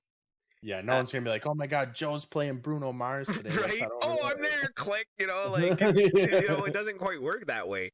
So I don't understand the whole, right? But the thing that really gets me the most is, okay, let's say you can't, you know, obviously we can't play copyrighted music while we're, you know, just streaming or just chatting or in the background or whatever. But if I buy a game, they'll let me play the game. But if there's music in the game that's copywritten, I can't play that music while I'm live streaming. Yeah. And like, how is that in any way detrimental to the artist that got their game their music put into the game so that people could hear it while they were playing? Yeah. Like, I don't get how these are issues. And if it is, like, is it just greed? Is that what it comes down to? Is just like, I don't feel like I'm getting paid enough for my art, and so you can't use it? Like, I don't get the mindset behind it. Yeah, I definitely, it's the world that we live in now. Everyone's just super money hungry. So like, if this was back in the 70s or something, you know, Freddie Mercury's trying to get Queen all popular, and let's say Twitch was a thing back in the 70s, even though we know that wasn't going to happen. People streaming pinball or something, but which I would totally watch. Oh, for sure. But so like, I don't understand, because like back then they would definitely be like, oh my God, that's so cool. Like, these people want to listen to my music and incorporate it into their own art. Streaming is an art. Like, just let it be with it. And yeah, going back to the games of the video, or games with music in it, I did so like for June, I do Trevor Project, which is LGBTQ, like, Suicide Awareness Foundation. So I do that for Pride Month. And last year I was doing a Madden stream for it. So I did a different game every day for the month. Okay, so cool. It was always different, and I tried to have guests on for every single one. Obviously, it's hard to get that many guests, but that was one of them. I did a Madden stream, and it was however many points I could score on him, which he was way better than me. But however many points I could score on him, he was going to double it and donate to Trevor Project. Nice. So that was the stream for the day. So I did it. I went to upload it to YouTube, and it said that it had a copyright strike on it, and I was like, what? But I didn't even think about it, and it was because the stupid music that was on the game, and I'm like, are you kidding me? So like the whole stream got muted. So like there was just no sound, and I'm like, thanks, yeah. Why isn't Madden just banned then? If we can't, stream it because of the music. Yeah, it makes no sense to me at all. It seems to like be something that's just put in there just to be it's more of a pain in the ass than anything, because I mean, I hear copyright music in a lot of streams, and I just like, how, why, and how do they get away with it? Not that I want to rat anyone out or anything, because that's the last thing I want, but I just don't get, like, why is this even an issue? Right? Like, nobody is making enough money off of the fact that you're playing copywritten music. You know what I mean? It's just, I could understand if maybe, like, you're making millions a year off of it, but for the average person, just, maybe making $200 or $300 a month on Twitch, really? I don't. Yeah. It's just. I don't understand at all. Especially like there's the one guy in Rustic's Discord, and he plays drums, and he does like covers of songs, and I'm surprised he hasn't got hit with that. But I wondered that as well, because he's just got the music cranked while he's drumming over top of it. Yeah, right? which it's a cool stream, and it's a good idea to be doing that. I love playing drums. I'm gonna play drums. People can watch me. I play drums also. I played drums for years, so like it's cool to watch that kind of stuff for me. But the fact that they're gonna copyright, like, obviously he hasn't been hit with all the strikes yet, but like, well, he's at an advantage right now, also because he's not an affiliate. Yeah, they don't do anything until you hit affiliate. Then you've got to follow a different set of rules, right? Which I think the second that he does hit affiliate, which I know that he's been trying for, yes, I feel like he's going to get screwed and get banned immediately, which sucks because he found something that he's, one, good at, and two, is awesome to watch. But because he's going to make, a couple bucks a month compared to, Slipknot making their millions, just because he enjoys their music and he wants to play it and he's good at playing it. Well, you just made, $5 off a sub. We're going to have to ban you. It makes no sense. Here's a question that I kind of struggle with myself. And I want to kind of put it to you because you've been around the platform longer. But what is your feeling on, and you probably know maybe one or two, I do, on people that are affiliate but aren't 13? I honestly don't even know anyone that's that young that's affiliated. Really? I know a couple of streamers that are affiliated and are not of age yet. Now, myself, I'm not going to say anything. I mean, more power to you. I don't get the age thing. I don't understand it. But it's their rules, whatever. I was just because, like I said, I'm kind of torn because it's a rule, so you want to abide by the rules, right? But on the same note, I kind of think it's a stupid rule. So, like, if I found out about it, I would never say anything, right? Yeah. But I get worried because what happens if they turn age and something happens or someone says something? What's going to happen to them and their channel that they've worked, hard to get to an affiliate and make it successful, even though they're not of age yet, And to me, that's a hard one because I can see it coming from like an adult perspective. Like I was a kid before, so yeah, I can definitely. Kid gamers are amazing. Oh, some of them are phenomenal. I mean, they're phenomenal. So way better at playing games than I am. Yeah. So I appreciate it, but it is a business. You are self-employed.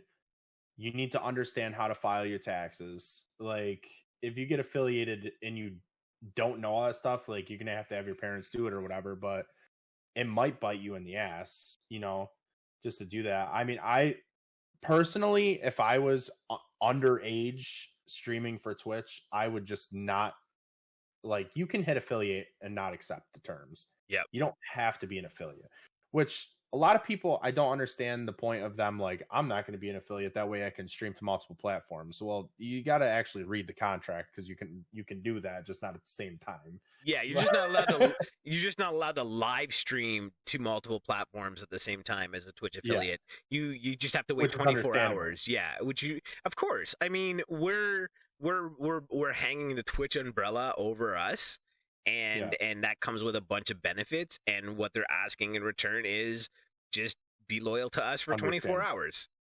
I don't see a problem with that. And for me, there's no conflict there, because with my YouTube end of things, it has nothing to do with gaming other than having streamers on my podcast. That's, you know what I mean?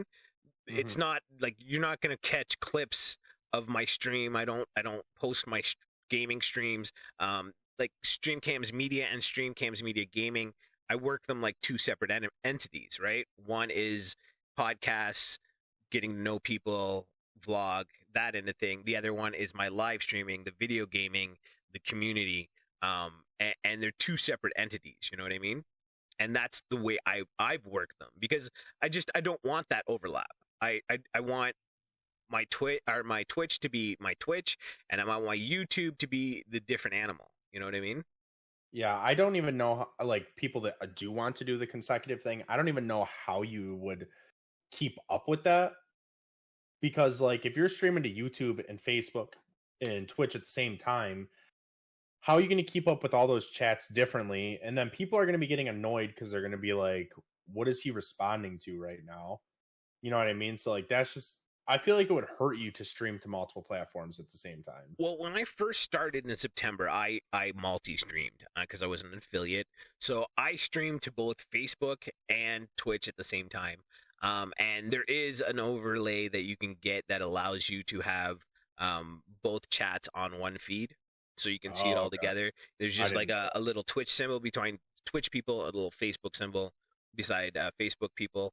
And I did that for a while, quite a while. The thing is that I didn't do the traction on Facebook was nothing like it was on Twitch. The Facebook traction, it was I get follows here and there and the odd comment here and there, but I didn't have like people coming back like I did on Twitch. I didn't have the traction, and I was finding a problem with for some reason after I think like 2 hours or something, the YouTube would just drop me. The stream would just end, and for me to bring that stream back up, I would have had to end OBS. Like OBS would still be running, the Twitch would it'd be still streaming on Twitch. It's just Facebook would just stop after like 2 hours. It would just fall off, and I would have to, if I wanted to go back on, I would have to stop my stream on Twitch and restart everything. And I was like, this is fucking ridiculous. So I gave up on it. It to me, Facebook is not the ground I want to build on. It's not my cup of tea. Now I think there's a few streamers that I watch on Twitch. They're entertaining and what have you, but it's still it's a different environment. It's a different animal, and I don't enjoy it as much. Did you mean Facebook?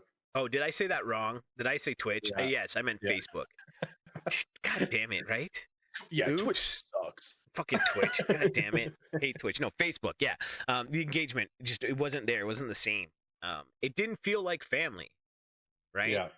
Twitch, the community feels like family. There's people I've met, like we mentioned Rustic, but there's lots of others that, like, I've known them for a few months, but I feel like I've known them for years. Like, we're buddies.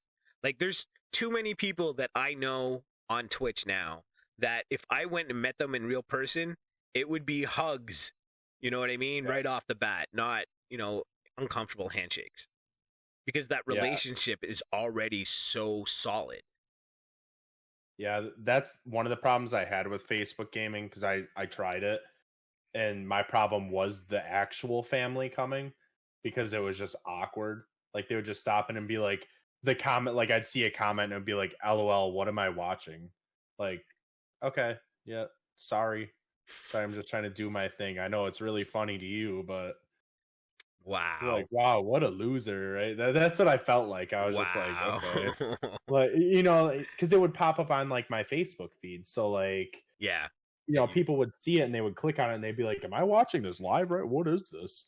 You know, so it was just like weird stuff like that. And I was like, yeah, I'm not really a fan of this because like I understand that like people it's not their cup of tea. I don't even think my wife has ever watched a single one of my streams, which is fine.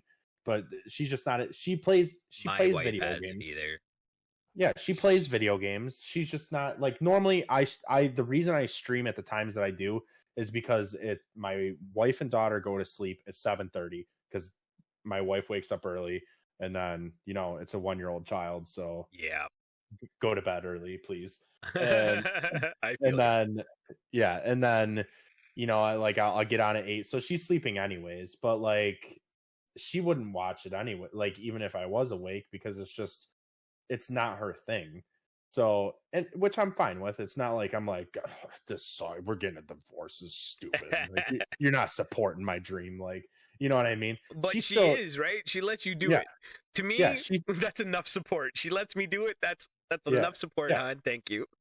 yeah. She still supports. I mean, she still does support it because she'll let people know. Like, if there's like a gamer at her work or something, she'll be like, hey, like my husband plays video games, or she'll like wear my merch around, and you Right? know, like just that little, just like just talking about it.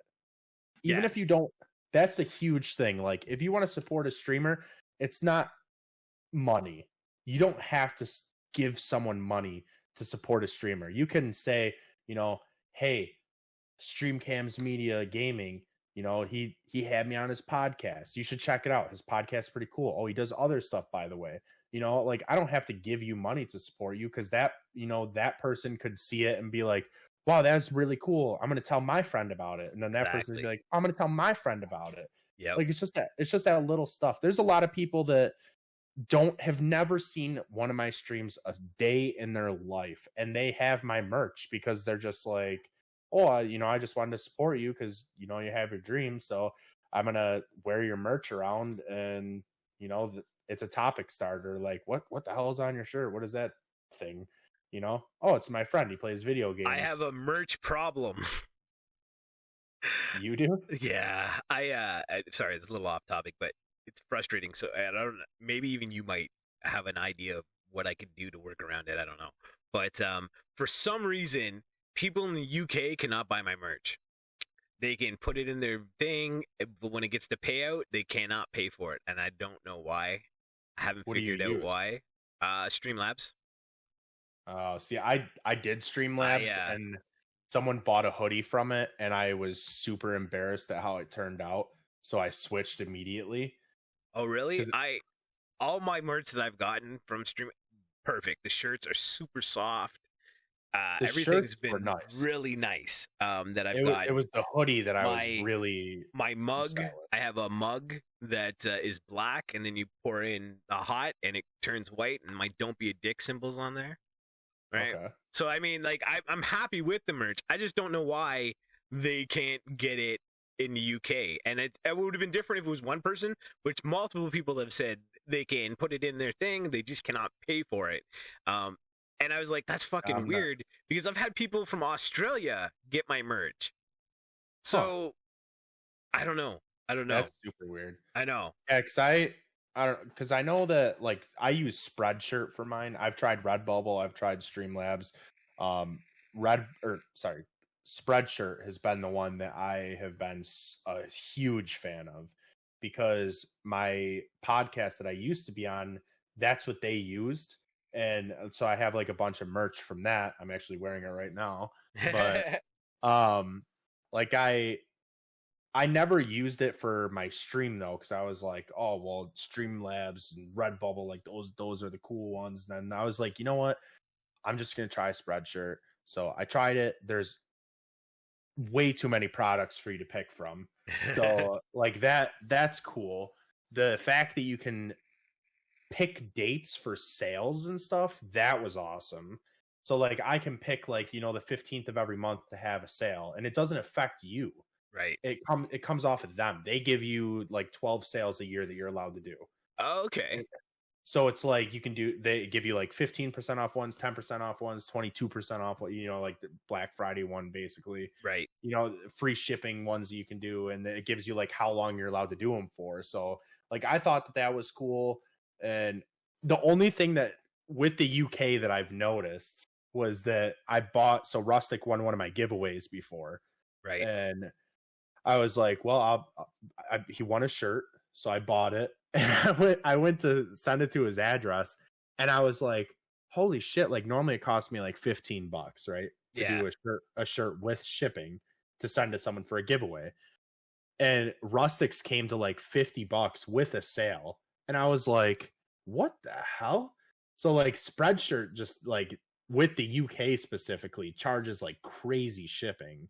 Cause even, so that's what Rustic has for his merch. Right. But he has the UK version of Spreadshirt. And it was the same way when I ordered my merch from his store.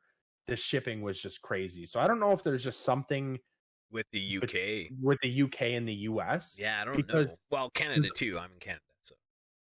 Oh, true. That's true. That is true.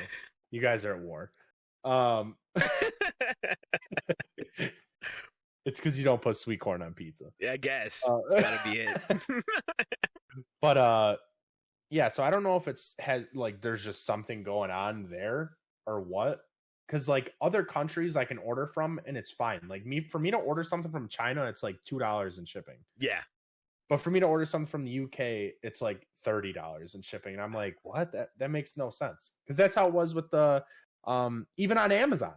I went to buy that garlic sauce and it was in Britain, and it was like $17 for shipping on Amazon with my Prime. And I'm just like, I understand it's not going to be 2-day shipping. Like, I'm not stupid. Right? It's not Goku. He's not going to teleport it here. Like, I know that's not going to happen. But the fact that it's it's here you go. But $17 to ship it from the UK to here, like, I don't, even with Amazon, I was like pretty impressed. I was like, there has to be something going on. Yeah, there must be, because Australia and everything right? is normal.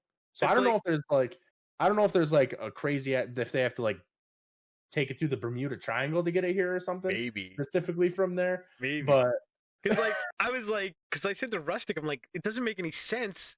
Because he was one of the people that tried to buy something. I was like, it doesn't make any sense. I literally, the week before, had someone in Australia get their shirt. And I'm like, I'm not like a geographical whiz, but I'm pretty sure it's further to go to Australia from Canada than it is to the UK. Yeah. So, I don't know. There has to be some sort of like crazy ass tax or something for something going on. That's for sure. Yeah, the boats are expensive. But I like the fact that you can even just have merch. I think that's cool as shit. I mean, I haven't sold a ton. I'm not worried about it. But the fact that people are willing to actually like buy a shirt that I fucking thought of is ridiculous to me. Yeah. Yeah, I started off with like just shirts with like my emotes on it. And I was like, that's not really that cool. Like, that was when the first Trevor project came up that I did. So I made a shirt with like a pride heart on it, and it had me with my face photoshopped onto Obi-Wan Kenobi, like leaning over on like my name, or no, it was leaning over on Stream for Pride. It's like hashtag Stream for Pride. That's what like the hashtag is for June when you're streaming, if you're doing the Trevor project. So like I had that on there, and then like all the shirt sales went, like all the money from it went to Trevor project. Nice. So that was like my first actual like merch that people bought. And then after that, I had a friend who's an artist, and he was just like randomly drew my logo without telling me that he was drawing me a logo. So he made it for me, and I was like, man, this is cool as hell. So I put it on the store, and like everyone was like instantly like, oh my God, this is really cool. Like, this is actually like, you like actually got a logo now. And it's like, you know, people buying stuff with it. My mom uses the grocery bags that have like me on them, and it's just like it's cool seeing that. Like, my dad's always wearing a hoodie with me on it. Like, I always rock my own merch because I'm that guy. And my manager, this is one of my favorite things ever. I got in trouble for something at work, and he had to write me up, and he was wearing my merch, so he had my face on him, and I was like, this is kind of funny, like, it's you and me writing me up. It's you and me writing me up. This is kind of weird, but you are wearing me right now. Yeah, so it was just funny. But there's like so many people from my last job that like have my merch, and like all their kids wear it, and That's awesome. It's just cool, like, seeing it around. No, exactly. And again, it's not fame or anything, but it's neat when weird things like that happen, where people are wearing your merch. Or my wife was at work, and one of her coworkers was talking about Twitch, and my wife was like, "Hey, yeah, my husband streams on there," and she was like, "He's stream cams media gaming." She's like, "I know that guy. That's your husband?" And I was like, "What? You fucking met somebody that like knows is like been on my stream?" And that's fucked up. Like, that is weird, man. Yeah, there's a lot of people that do. So like, there's one person that I raided one night, and I seen someone that I went to school with in her chat, and I was like, that's super random. So I was like, we're doing like the talking thing, because it's the first time I've ever been in her stream. So I'm like talking to her, and I'm like, oh, Bodo is actually from my school. And she was like, wait, he went to my school. Oh, and I was like, so I was like, what? And then I like was looking at her, and it like took me a minute, and it clicked. She lived across the street from me my whole life. It was one of my neighbors growing up. But she like, so funny. But I didn't know. Like, I was watching her, and like I randomly decided to raid this person. Little did I know it was someone that I rode the bus with every day for years. You know what I mean? So like, just like little stuff like that is hilarious. And even someone recently, I raided her, or well, she started watching my streams because she like ran into it on like one of the Facebook groups. Right. And she was watching my streams, and we were talking. Never ever came up about the location of where I live. And normally I'm wearing Buffalo Bills stuff, but like my camera's up where you can't see, right, like the logo or anything. So she the one day she never even told me that she streamed or anything, but I like clicked on her profile. She was streaming, and she had a Bills hat on. And I was like, that's so awesome. You're wearing a Bills hat. I'm from Buffalo. And she's like, oh my God, that's awesome. I'm like close to Buffalo, but I'm not like actually there. I'm like an hour south. And I was like, no shit, I live an hour south. Yeah. So we were talking, and she lives like 15 minutes from me. That's wild. So I have like I never knew her or anything. She just randomly stumbled into my Twitch channel. But now we like always make jokes and stuff about like, I'll like jump into her chat, and I'll be like, hashtag local legend, like, what's up?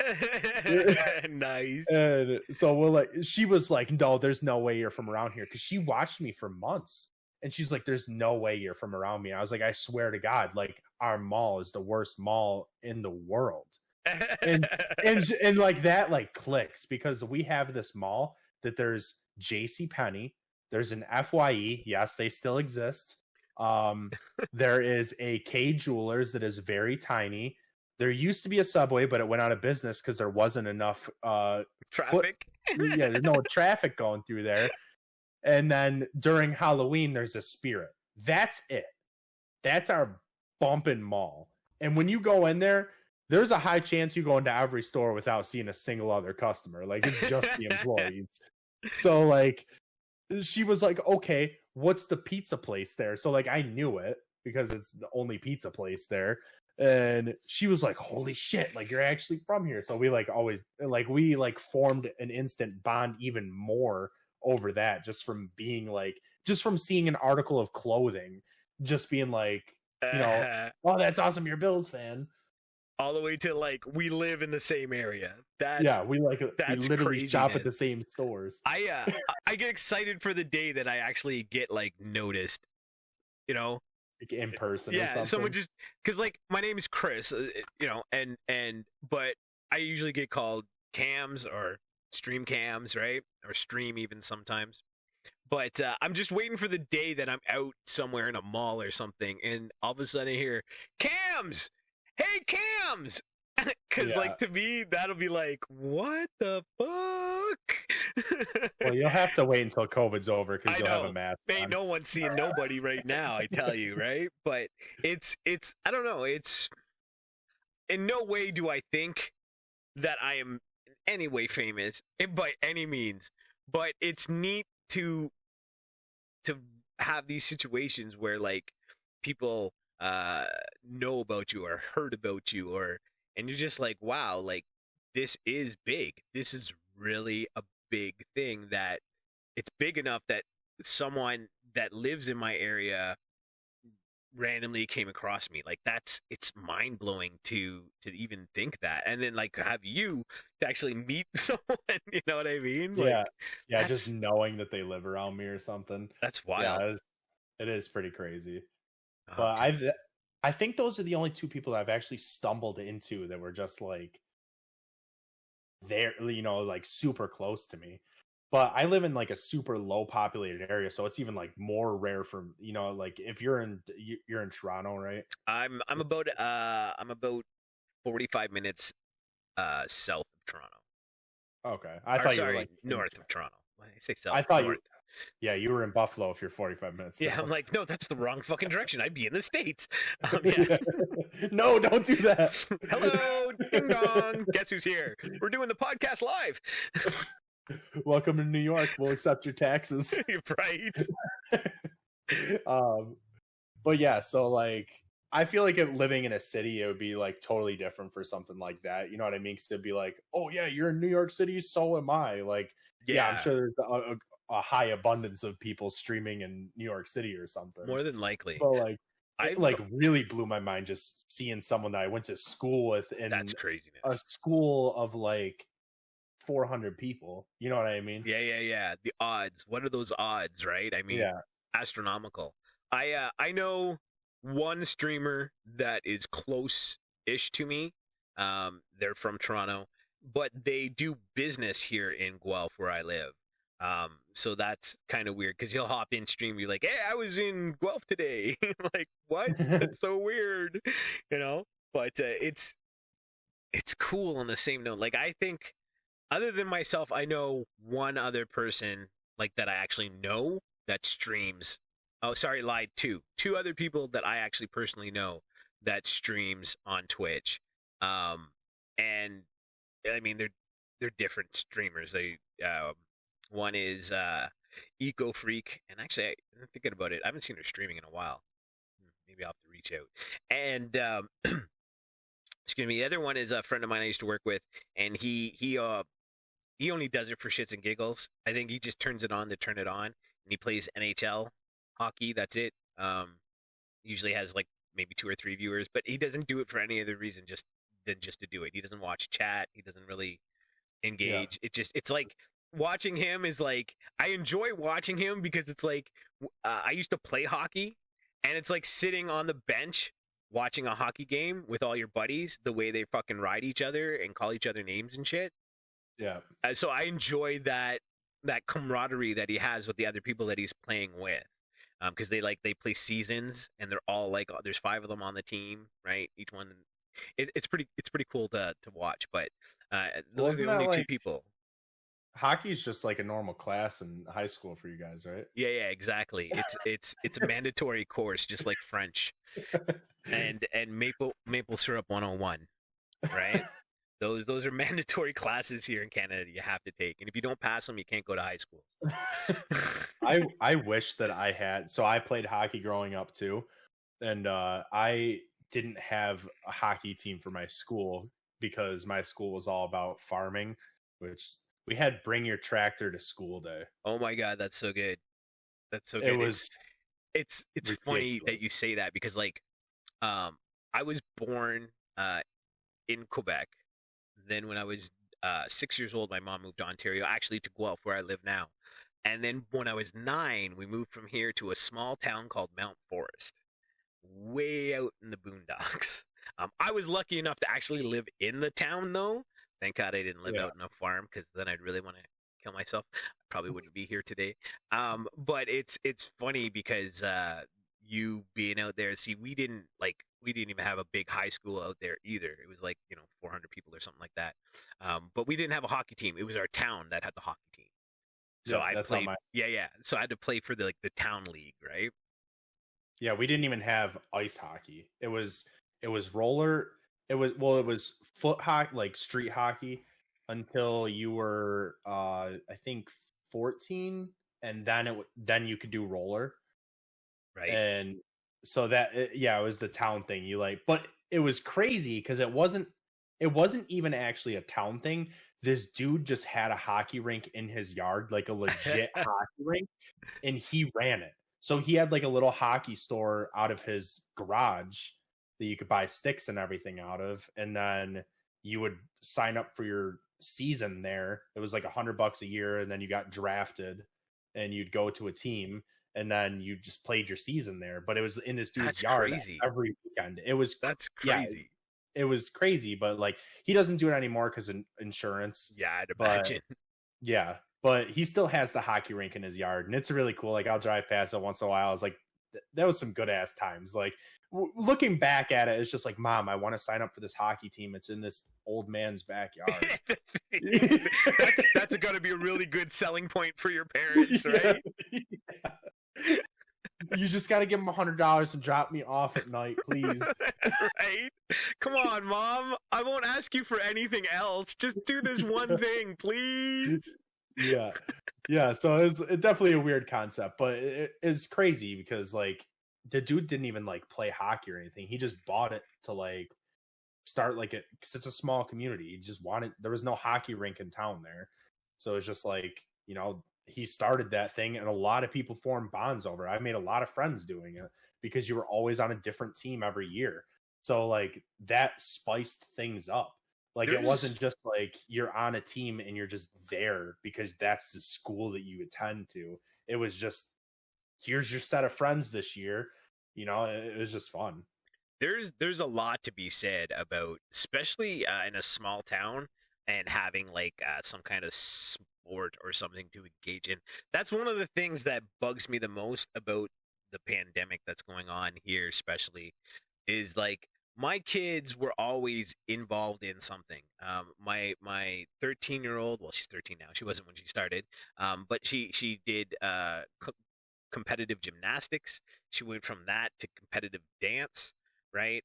My twins, they were in Ninja, which is the American Ninja Warrior TV show.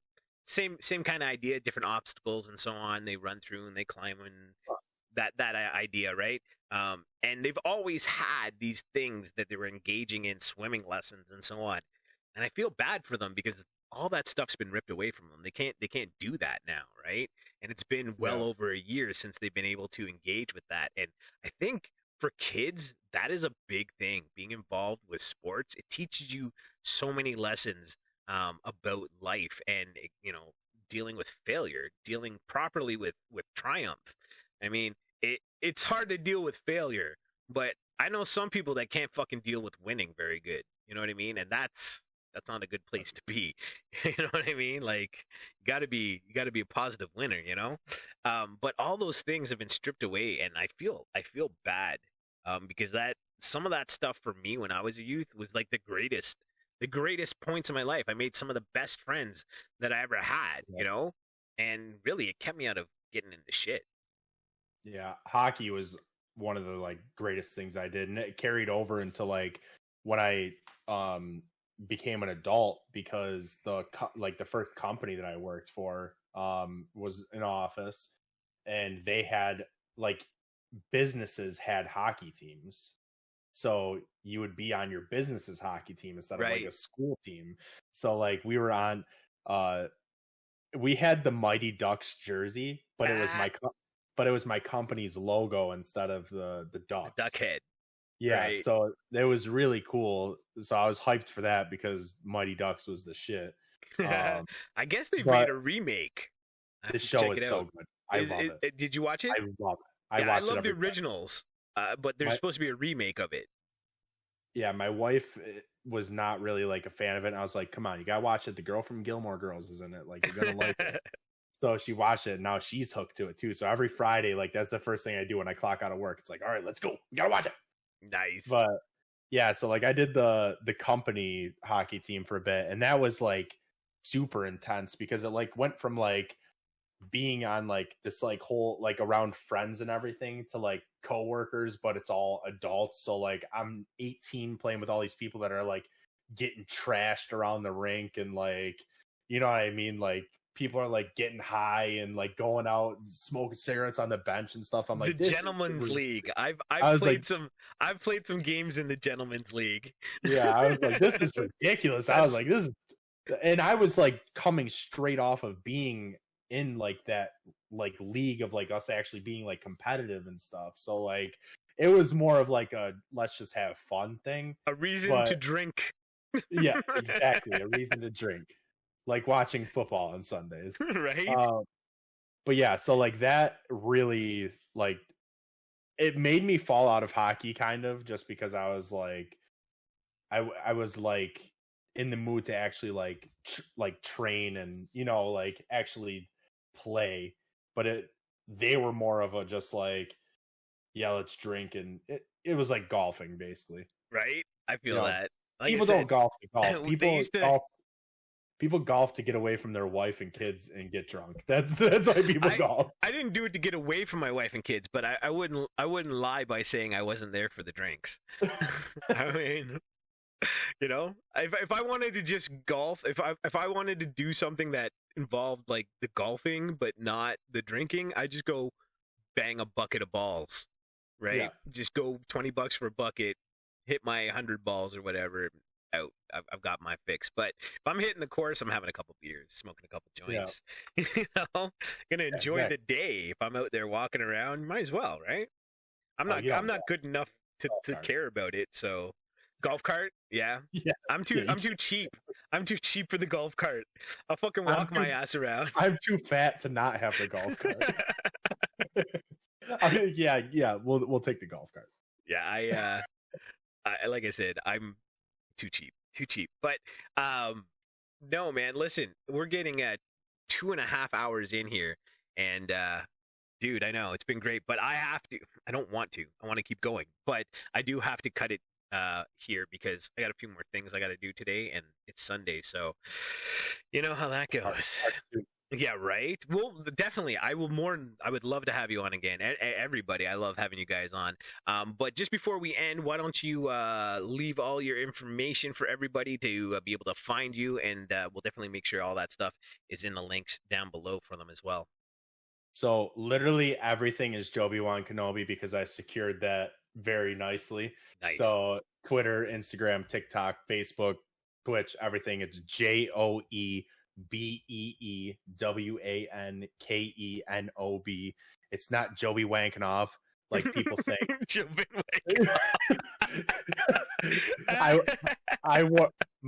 I had a shirt that someone made me that had like the Twitch logo across the front, and then on the back it said all proceeds go to Roswell Park cancer research, and then it said JoebeewanKenoB at the bottom. And someone pulled me aside at work because I was in an office job, and they're like, I wouldn't be wearing that here. And I was like, why? Like, because it says JoebeewanKenob. And I was like, no, it does not. No, it does not. So it is JoebeewanKenob, even though it looks like it's spelled like JoebeewanKenob. But just go with it. But yeah, so I stream on, right now it's Mondays, Wednesdays, Thursdays at 8 p.m. Eastern Standard Time till 10 p.m. Eastern Standard Time. Sometimes we get wild and stay up late till 11. But I'm a variety streamer also. I open a shit ton of Pokemon and Yu-Gi-Oh cards. I give a lot of them away. Yeah, I'm here for the good time. Nice. There he is. All right. Well, thank you again for doing this, bro. We'll definitely set up another time. I do apologize. We were supposed to do this last week, but some stuff came up and we had to reschedule, but we got her done. So I'm excited about that. Brother, you're amazing, man. You're freaking awesome. I love you. I wish I could hang out in your streams a little bit more, but either we're streaming at the same time or like I'm an old man, so I go to bed early, so you're up later than I am. But Guys, if you haven't checked him out yet, make sure you check out JoebeewanKenoB. All of his links and everything will be in the description down below. Thank you all for being here. Thank you, Joe, once again, man. You're fucking amazing. I can't. We gotta do a collab or something at some point. That'd be fun. And do some gaming together. But listen, everybody, it was a pleasure. Thank you for coming and watching the show without a name. I love you all, and you know how I like to end these things. We'll catch you on the flip flop, and we're out.